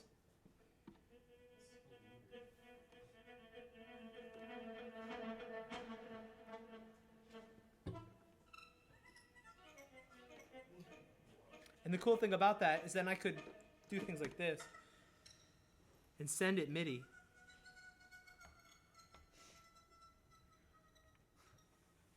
That's kind of fun. What else could I do? I could freeze that.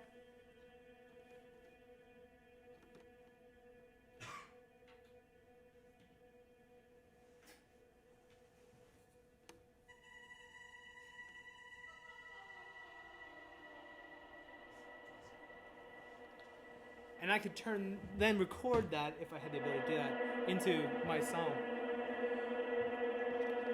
Or I could do something like this. Let's try something else that's fun. Let me trigger this to play.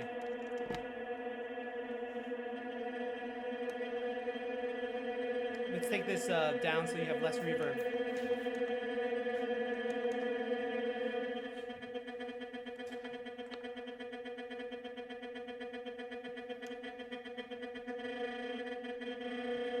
So I'm sending it a low frequency oscillator, which is telling it to play the sound. So if I take it and slow it down, let me take off all the delays so you even hear it better.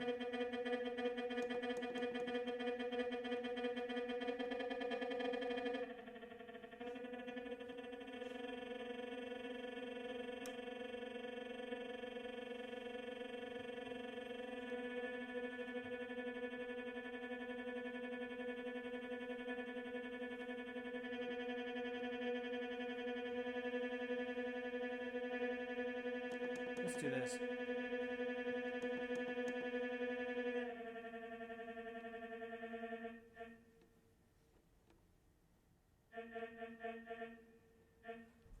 it's just getting triggered. One time during a show, it was really dark on stage, and I patched the cable and it didn't work. And I was like, what the heck is going on? I kept patching the cable. I realized I broke the tip off because I didn't quite get it on the... Luckily, it wasn't broken off into the modular. But this is just triggering it based on this guy.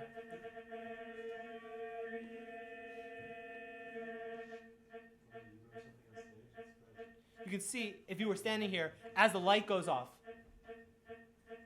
it's triggering that held sample to play. So now I can throw it up to audio rate, so it gets faster. Becomes like a one-shot sampler. You could have a kick drum on there. Boom, boom, boom. Trigger it to play. If you want to make techno records. Yeah, I would normally record this back into the computer. I just don't have the ability to do that with the gear I have in front of me right now. So that gives you an idea of how you can utilize a lot of these different things. Now, the computer stopped. Nothing is happening inside the computer. I did that on purpose because, like, this is what's causing the sound to happen. It's frozen in there right now, and it'll stay frozen forever until we get a next snowstorm that the power goes out, which is very popular at my house. Yeah. Increasing the size of the grain of the sample. I can make it really short. I can change the position so it's scrubbing through the sample.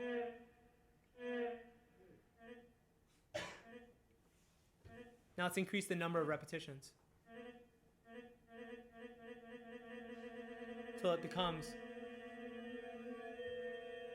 a texture, right?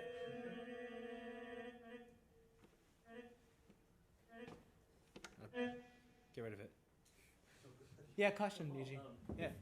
I hope that gives you guys an idea. Yeah, sorry. Go ahead. So you've shown us how you use the modular as a compositional Element. design tool. Yeah. And a performance tool in conjunction with a live and iPad setup. Yeah. Could you demonstrate, I don't know if we have enough time, how you would use it on its own, similar to maybe what you did at Icebox? What I did is I still used MIDI from Ableton and sent to it. So what I would do is I'd have MIDI being generated out of Ableton. Because just Ableton's easier to loop things and prep things that way. So what I have going on is a MIDI from MIDI 2 ensemble. I connect MIDI DIN 1, channel 1. Let's go with a MIDI effect, and I'll add our arpeggiator, and what we need a click track, and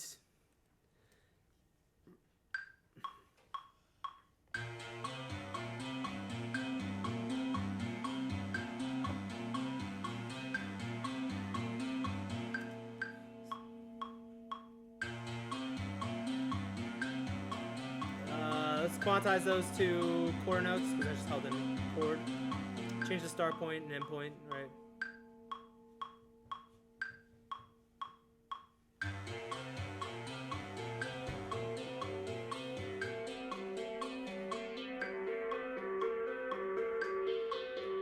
Now normally what I'd also do is make it so that this is playing in polyphony too. So I'd have a different sound going out a different MIDI channel. So what I can do with that is I just have to repatch it. So that guy's going to MIDI channel 1. I can take this guy out and send him from MIDI channel 2. And sorry, I just got to figure out where the cable's going.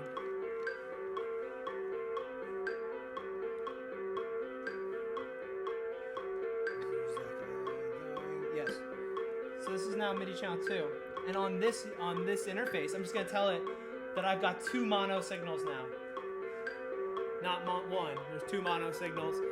And now I'll send a different patch to that. I just told you that I'm sending 2 mono. Oh, no, sorry. Polyphony. So right now what it's doing is it's automatically taking every other note and sending it to channel 1 and channel 2. But what I would want to do is go in and reprogram it so that channel 1 is just going to the first guy and channel 2 is just going to the other guy. But that would take some time.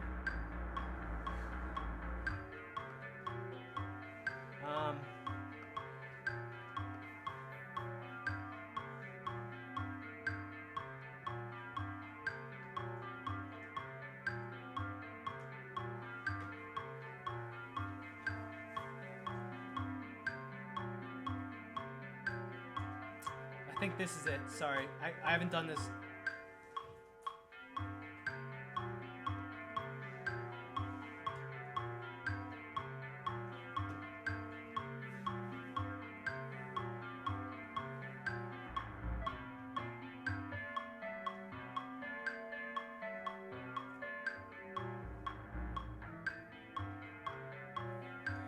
Yeah, I'd have to go in and figure out what the command is. I haven't done it in so long, since like August.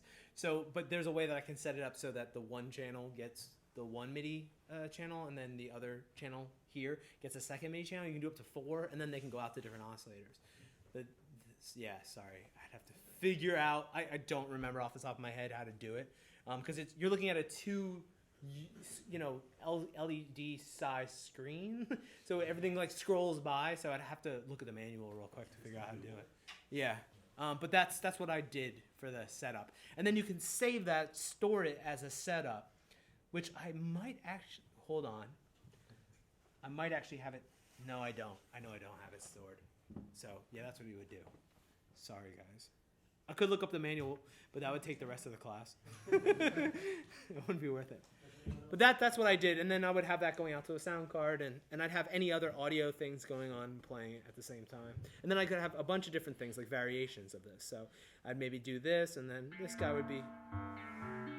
So I can go back and forth.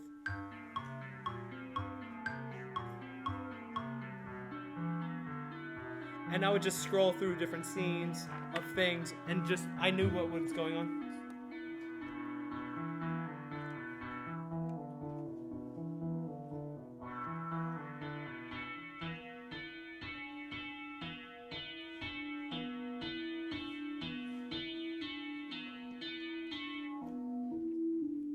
That kind of thing. And have the different channels all correctly assigned. Anybody else? Questions? Things? Yeah, go ahead. Other than the module, do you have other hardware you rely on in the studio? I just have the Juno 60. I have a Korg N1 that I use as a MIDI controller, like I said earlier. Other than that, speakers that you trust and that you like we talked about earlier during the break.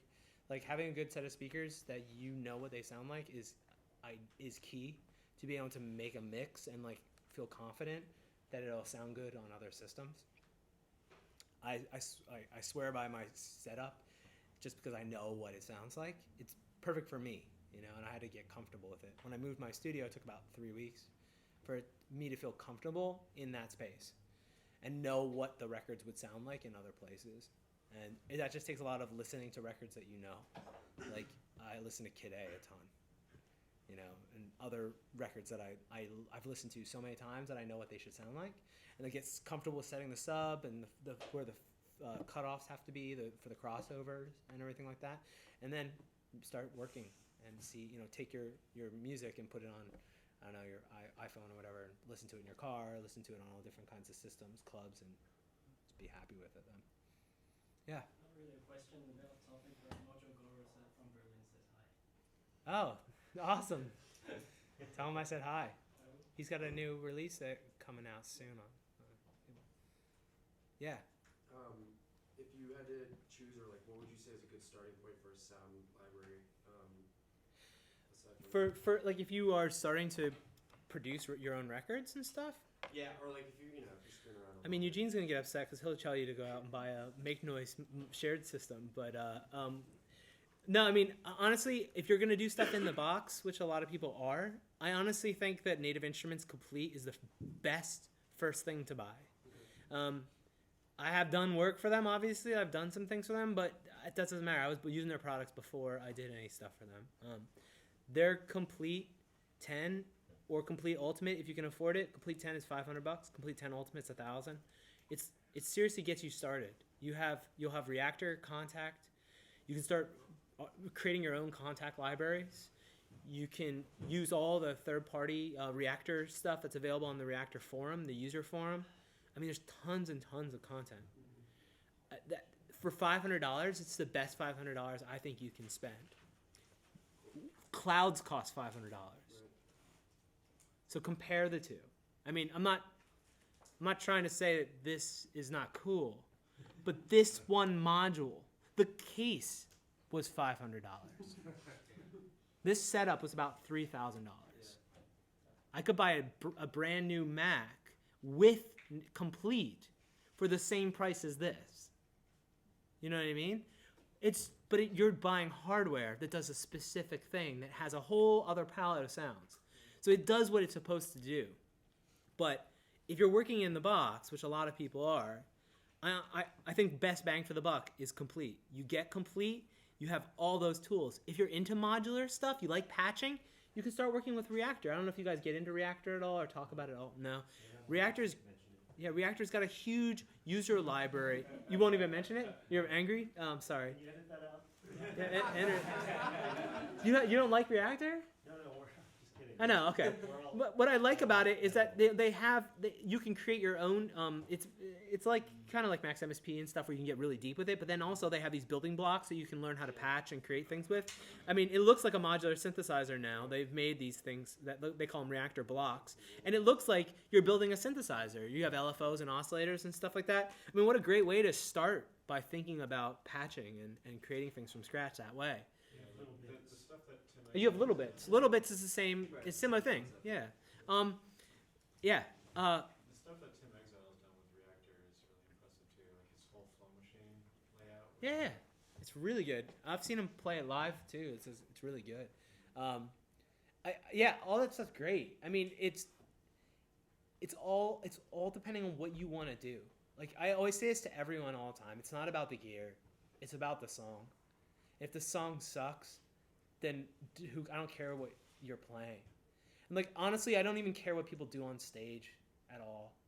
Like I'm not one of those people that's like, oh, he's not doing anything. He's just playing tracks. Well, whatever. If the tracks are ridiculous, I don't care what you're doing. You could just stand there and hit play. Just hold your hand up in the air like this. If it's ridiculously good, I'm gonna be like, oh, okay. I went to see Autechre. When they came around the last time, and they're in the pitch black. You can't see anything. It's pitch black. They even said signs like, don't use any flashes on your camera. Probably they'd go blind. It's that dark, you know what I mean? Like whoa, you know, it's pitch black. I couldn't even see them on stage. I don't even know if they were on stage. Yeah, who they could have been. They might not have been. It was like gorillas, you know, who knows what's going on. No, they could have been hitting. They could have been hitting play on a CD player for all you know what I mean? But they weren't, obviously. But that's what they could have been doing because I couldn't see it, and I still had one of the most amazing sonic experiences of my entire life. I mean, just what they were doing was. So that seems like a good place to end. Absolutely insane. Yeah, no, but. If you have any questions, I think you'll have a few minutes while you're packing up. Please come on up. Oh yeah, it's totally fine. Thank you so much for visiting with us. Yeah, thanks guys. Appreciate it.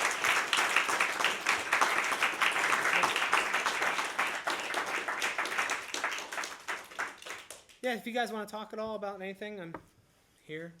Sorry that for the couple technical difficulties, but I was trying to do something on the fly that I wasn't planning on doing. But it seemed to work out. Cool.